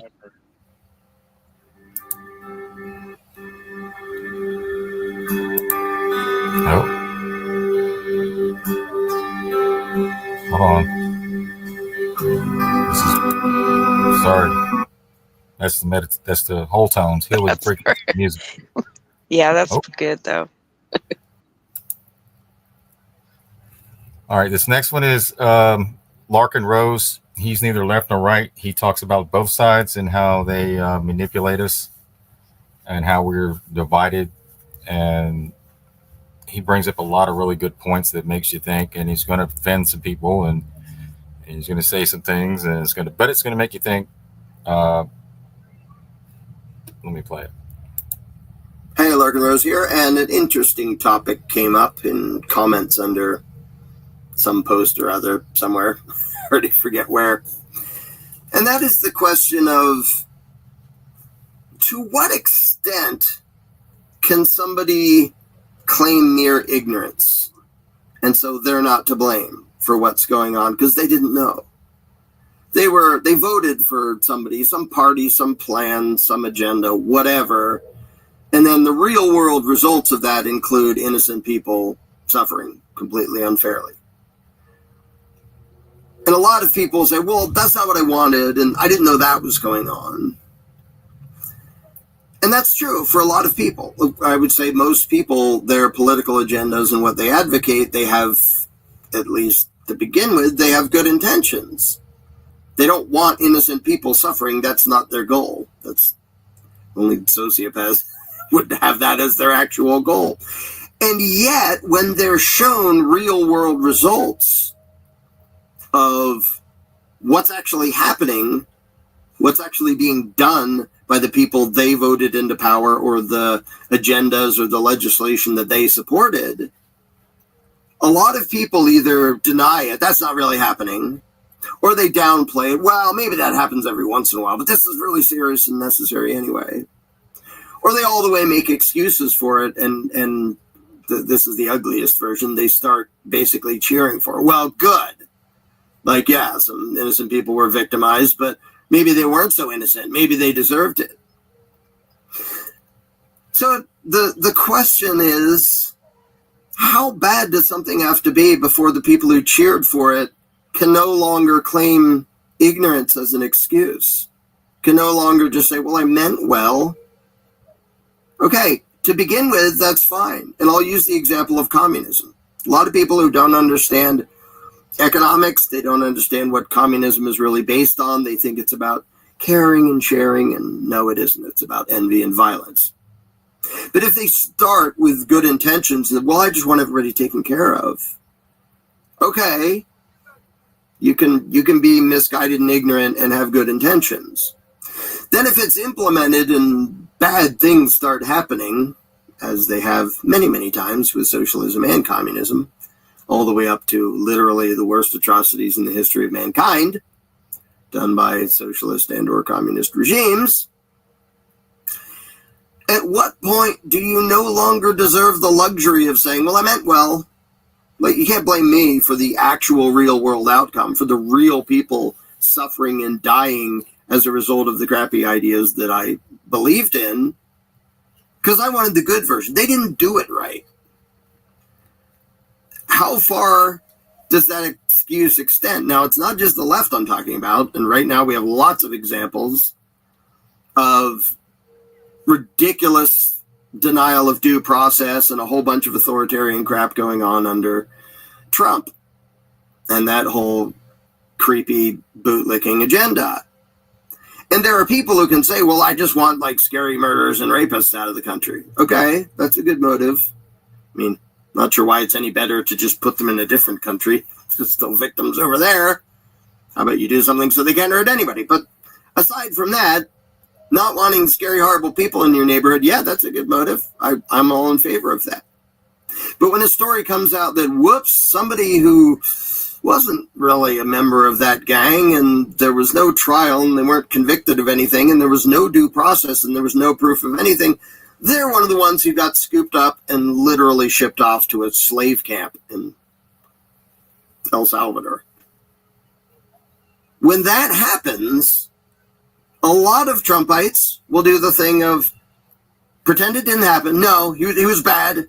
Like, first of all, how would you know? Second of all, even if that guy really was bad and that particular story, if you're not giving people due process, obviously that's a potential.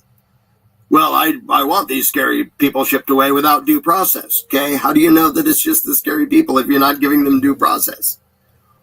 You don't. And of course, there's the possibility that innocent people are going to get dragged away too. That's why the due process clause exists. Fifth Amendment. That nobody should be deprived. No person, they're people too, has nothing to do with citizenship. No person should be deprived life, liberty, or property, however it's phrased, without due process of law. You can't just have government say, well, we think he's bad, so we're going to do these things to him. Did you prove anything? Do you have evidence? Did you have a trial? Did you give him any chance to say, wait a minute, no, I'm an American citizen. That's somebody else by that name was, or did you say, no, government says they're bad, so we don't really care? Well, whether or not a particular story was an example of the horrible outcome that can happen, obviously there's the potential of that happening. So when it happens, and the people who cheered for that policy react, how much of an excuse do they deserve? How much can they plead ignorance? Well, that's not what I wanted to have happen. Well, that's what happened as a direct result of what you advocated. Are you going to stop advocating that? Or are you going to make excuses? Well, we really needed to, because if you don't show concern, even if it's one innocent victim, if you try to just sort of ignore it or look it away or brush it under the rug or dismiss it or even make excuses for it, well, then you shouldn't have been, whatever.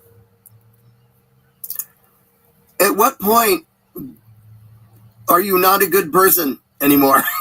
You can't claim ignorance anymore. You can't pretend that, well, I had good intentions. Okay, maybe you did at the beginning, but if you see the real world outcome and you see that it is not good and bad things are happening to good people, can you still pretend to be ignorant? Now, there's lots of examples of this in history. Of course, a very famous one that people talk about. I often use the example of Hitler and the Third Reich because that's what lots of Americans know about, even though it's at most the third worst atrocity as far as body counts, way behind both Mao and Stalin. But it's the one people know about. It's the one Americans know about. If I say Mao, most Americans are, what? So I use it because it's the example they know, but could use the other examples just as easily. But there's been plenty of talk about, well, did the German people know what was going on? But the question is worse than that. How much did they try to not acknowledge what was going on? Because you can see that. You can see that with the left. You can see it with the right. You can see it with everybody who believes in government. When the policies they advocate start stomping on decent people, do they care? If the left is saying, everybody, you have to shut down, you have to wear masks, you have to get injected with this thing that they don't know anything about and the people injecting it don't know anything about. Like, you don't know it's necessary. You don't know it's actually even helpful. You don't know whether it's dangerous. But you, from your good intentions, hopefully, you think this is important, this will save everybody. When you find out, oh, it didn't, and it endangered people, and it killed children who didn't at all need it. They were at zero risk of dying from the actual disease, but they died from the thing you pushed on them. You wanted pushed on people. Now, when that comes out, if you go quiet and don't say anything, you really going to pretend you're a good person? You cheered for something that destroyed millions of people's lives and killed a bunch of people. Did you come out as loud as you were before and say, I'm sorry, that was wrong. I didn't know. I thought it was something good. I was in favor of it and pushing it because I thought it was good. I thought it was important. And now I see that what I supported inflicted horrible harm and on financial harm, physical harm, all sorts of harm on lots and lots of people. I shouldn't have supported that. Or do you just quietly hope people are going to forget what you did? Just like the right does. Just like the supporters of Hitler did. Just like the supporters of Mao did. Just like the supporters of Stalin did. Just like the supporters of every single authoritarian government, every flavor of authority you can imagine. When the reality, the real world consequences of what they condone starts to hit and they start to realize it. So my guess would be, in the case of Hitler, lots of Germans might have suspected something. A bunch of them probably didn't. They probably just thought he's saving our country because all these unfair things and rah for nationalism. And then if they start to hear rumors of like, there's some really bad stuff going on. People are being harassed, robbed, and shot and thrown in ditches. Like, there's bad stuff going on. I expect a whole lot of Germans did exactly what I've seen a whole lot of Democrats do and a whole lot of Republicans do, which is care more about their own reputation and how they look than the real world results of what they advocated. So are they not to blame? Can they still claim ignorance when they've seen the real world results of what they've been cheering for? And it's a hard question. I don't have a magic line where I say, well, right here, suddenly, before that, yeah, you had good intentions and you're not a horrible person. But right after that, you're a horrible person. I can't really give a clear definition of that. And I've seen a lot of people make excuses. I am one of the people who made excuses. And now I very much and very loudly condemn the statist BS I supported before. Back when I had no clue about reality, I supported the troops because I thought they were actually like defending us from bad people and spreading freedom and democracy. Yeah, it was a very long time ago. And I was very clueless. And now I pointed out, like I am right now, that I was unwittingly an advocate of evil. I was a big supporter of law enforcement because back then I imagined that what they actually did was protect the good guys from stopping the bad guys. And every once in a blue moon that might happen, and the rest of the time they are the bad guys. They're the biggest thief around. They're the biggest thug around. They commit more extortion and assault than all the other gangs combined. I didn't know that back then, so my good intentions were corrupted by way of statism into cheering for stuff that was actually destructive. Unbeknownst to me, that's not what I was trying to support. But at some point, I had to look at it and go, okay, this isn't good. I'm not gonna pretend I don't see this and don't know it's there. If you find out the U.S. military is doing some heinous stuff, if I was a supporter of the military and they're doing that, I'm not such a horrible person that I'm just going to go, no, I'm going to either make excuses or not mention it or pretend it's not happening.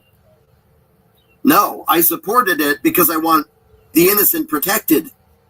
If the thing I supported isn't doing that, what kind of cowardly scumbag am I if I know that the thing I helped cheer for is victimizing innocents and I don't say anything and I don't do anything and I keep supporting it?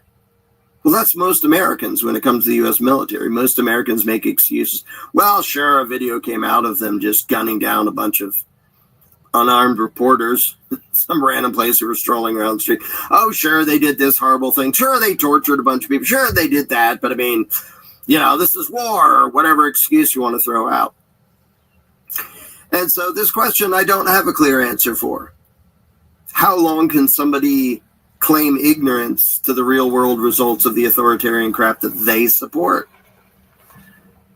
And it's easy to condemn the other side when they do it, the other side.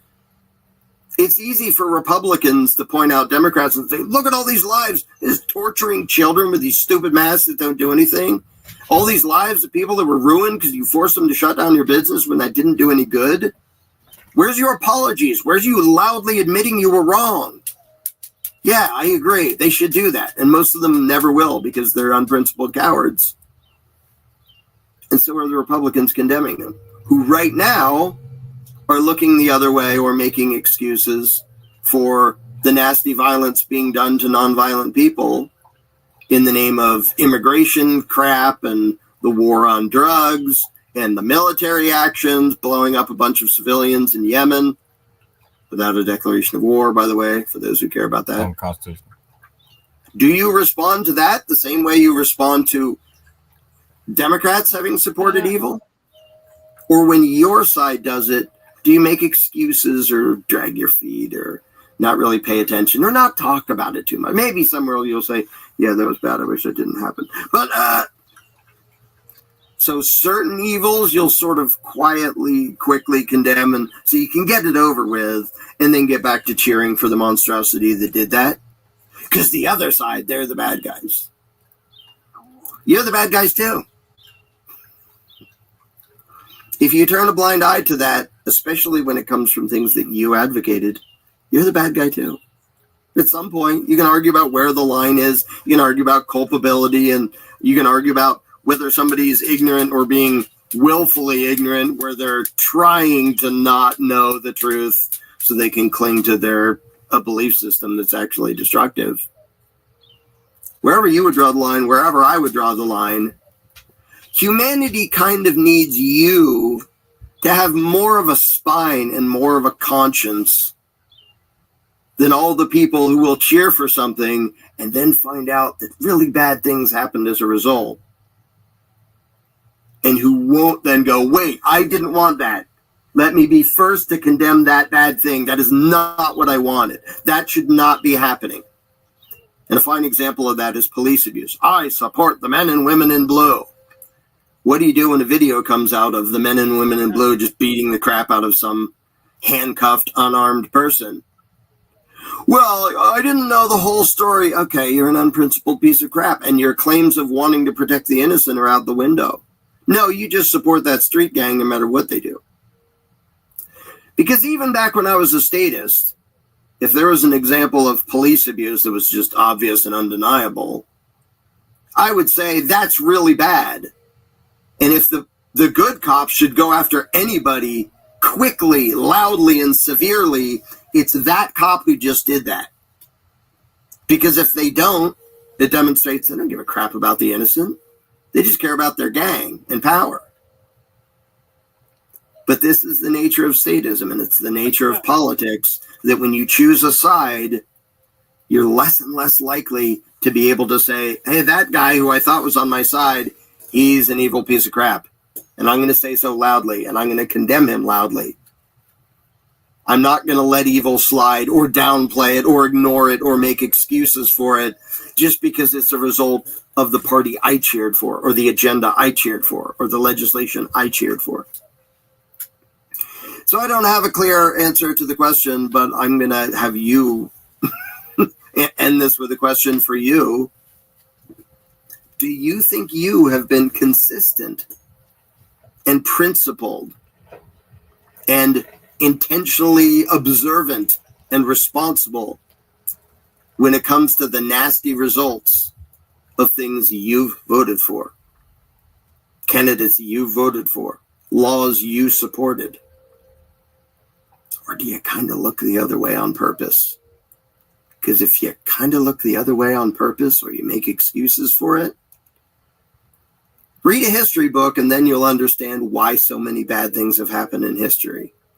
Because lots of other people were just like you. That's a boom. Yep. And that's left and right, no party lines. But this is Larkin Rose pleading ignorance. He has a lot of other videos as well that really nails a lot of really good points home. And he doesn't take a side when he's doing it. He's claiming, like you heard right there, he's taking responsibility for what he supported, and now he's being vocal about it. Yeah. He calls it like he sees it, period. It's not for either party. He's for the people. And I've seen a lot where you tell people something, and if they're a Republican and you're talking about a Republican, they won't even listen to you. They'll just call you deep state or whatever. And same thing with the Democrats. You can't even have a conversation with them because everybody's a Nazi on the right. Yeah. Right. And it's like you said, good. Hitler and Mao or Stalin, they never killed one person. It's the people that listened to them that did. What? Wow. That's a good point. Yeah, that's true. Yeah, because Hitler would have to kill however many people, thousands of people. Yeah. Himself, right? Do it himself. They'll never get their hands bloody. No, they have the people. It was the order followers. Yeah, just think if none of them would have done it, nothing could be done. Right. Again, it's like that CIA test where they had the guy in the other room and he's pushing that electrical thing. And every time he got the question wrong, the power went up, and it got to the point to where if he pushed that button again, the person in the back room was going to die. And they said 60% of the people pushed that button instead of saying, "Hold on." And it was a fake actor in the back screaming, "Oh, oh." Yeah. Know that. Wow. So they were psychologically trying to see how far a human will go before they say, "Hey, hold on, this ain't right." And it's only 60%, 60% is what they said failed. Yes. So you really have many people that will stop and say, question. They'll just follow orders. Same thing in the military. We're over there, like he said, we're over there defending freedom and democracy and innocent people, but at the same time, we're blowing people off the map that don't even know what's going on. Innocent patriots over there that are just in dinner or whatever, and they even blow up buildings to kill one guy instead of just killed women, children, everything. They have nothing to do with nothing, and we co-sign that. It's not right. And I was in the military. I built bombs. We dropped a lot of bombs, so I know we dropped 35 tons of ordnance during Operation Enduring Freedom, Iraqi Freedom, 2005. Dropped a lot of bombs, and it hit me. The first bomb that didn't come back, it hit me. It was like, wow, because normally the bombs would come back because they didn't drop them, but the first one that didn't come back, in my mind, in my conscious, in my being, I just felt like, shit, this is real, And we wonder why they come back.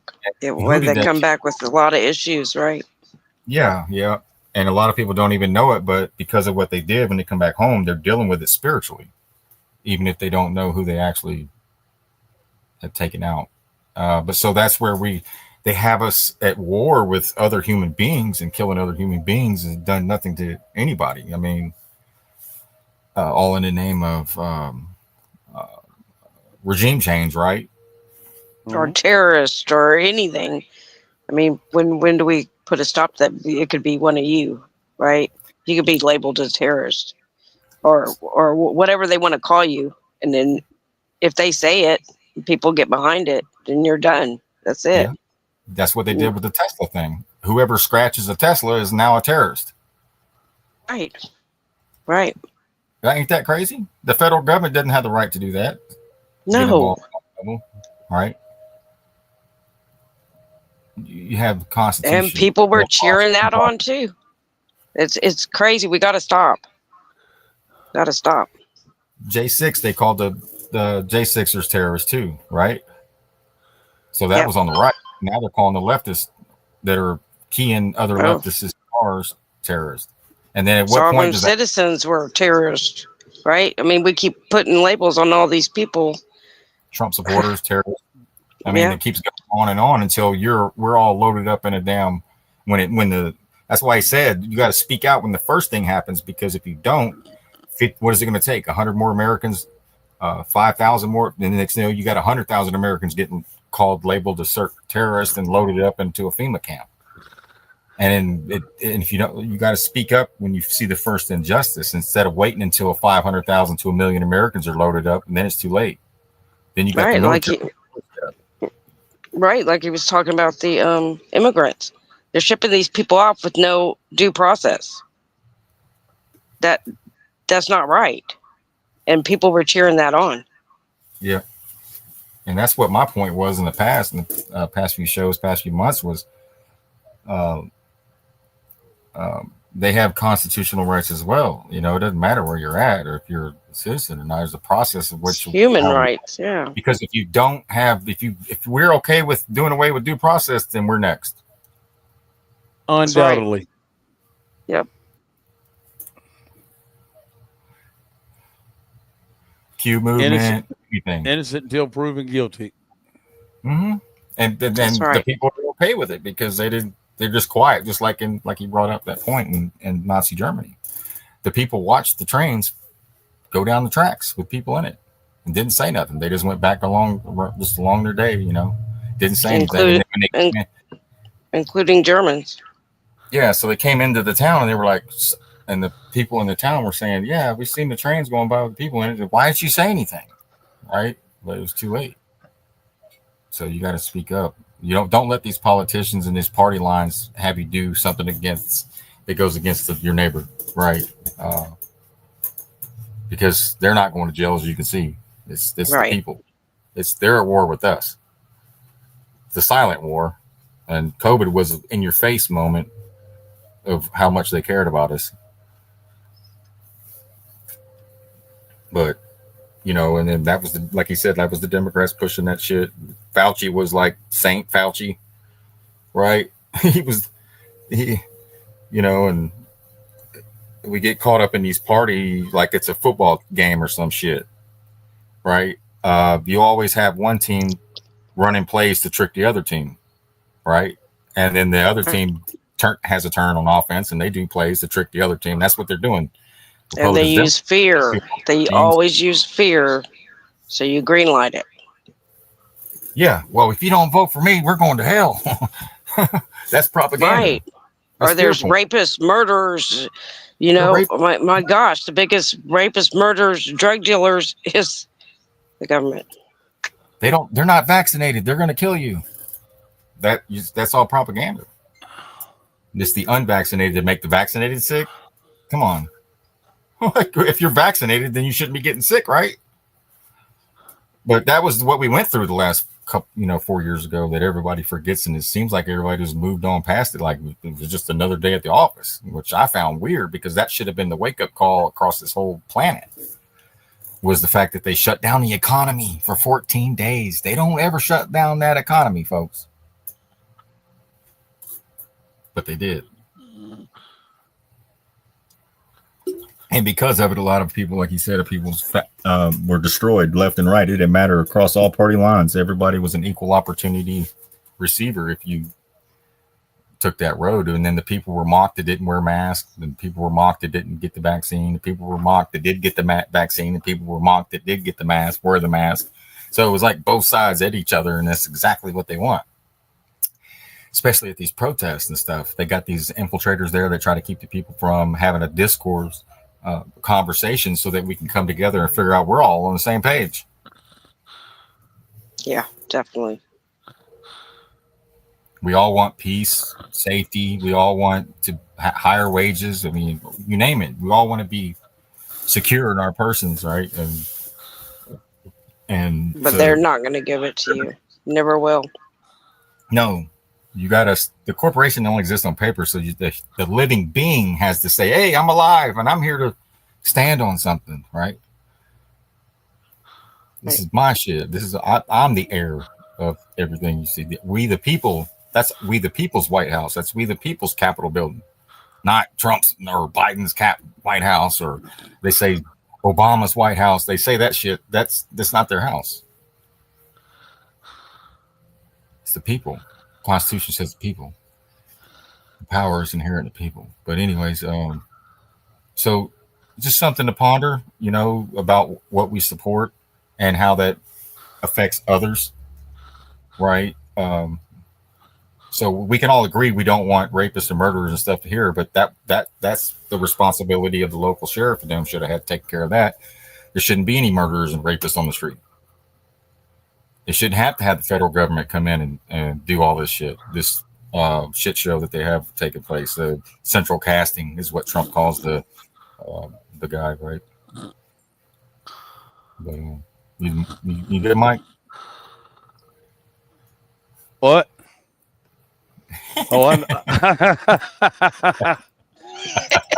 Oh, I was sleeping. It's all good. I'm sorry, guys. I'm It's okay. sorry. Good. Mm. I thought I heard Oh something. my. I thought it was a bear. I thought it was a bear at first at the door here for a minute. I heard something rattling. But where we at? We're about ready to wrap it up. It's 2 hours in. Yeah, we're good. All right. I didn't mean to doze off on you. Jeff You're Bezos. good. Look, Jeff Bezos. Look at the transformation what $1 billion does to you. Right. Right. Change everything. Anyways. Wow. Man, great conversation tonight. Enjoyed sharing with everybody. Couple different topics and the really deeper dive into Truman. To see that there's nothing truly new under the sun, right? Mike. That's right. Yeah, right. That we absolutely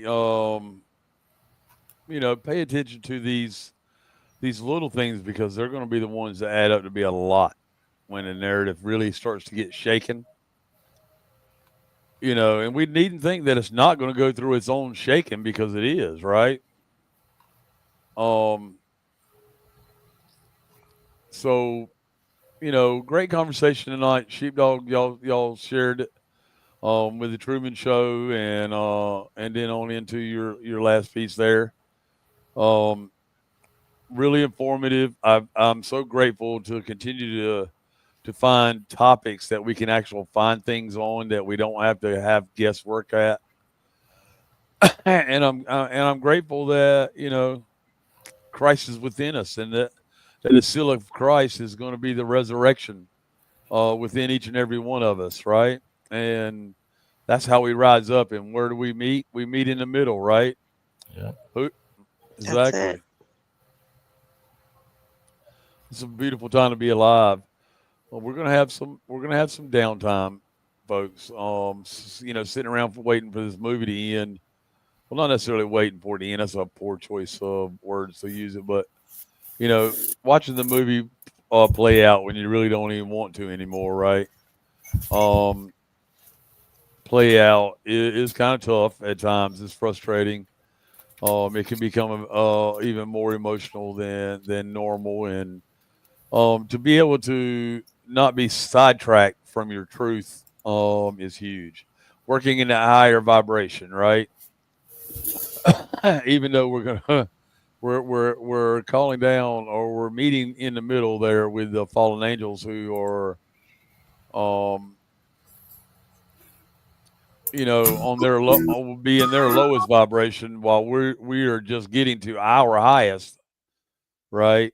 Crazy stuff. As above, so below.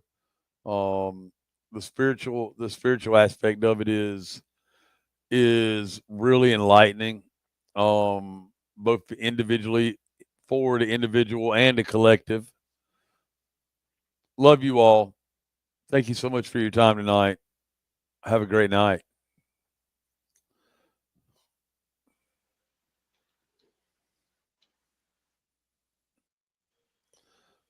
Stand with the people. Put aside the party lines. Stand with the people, not party lines, right? Thank you, Sheepdog. That's a good reminder.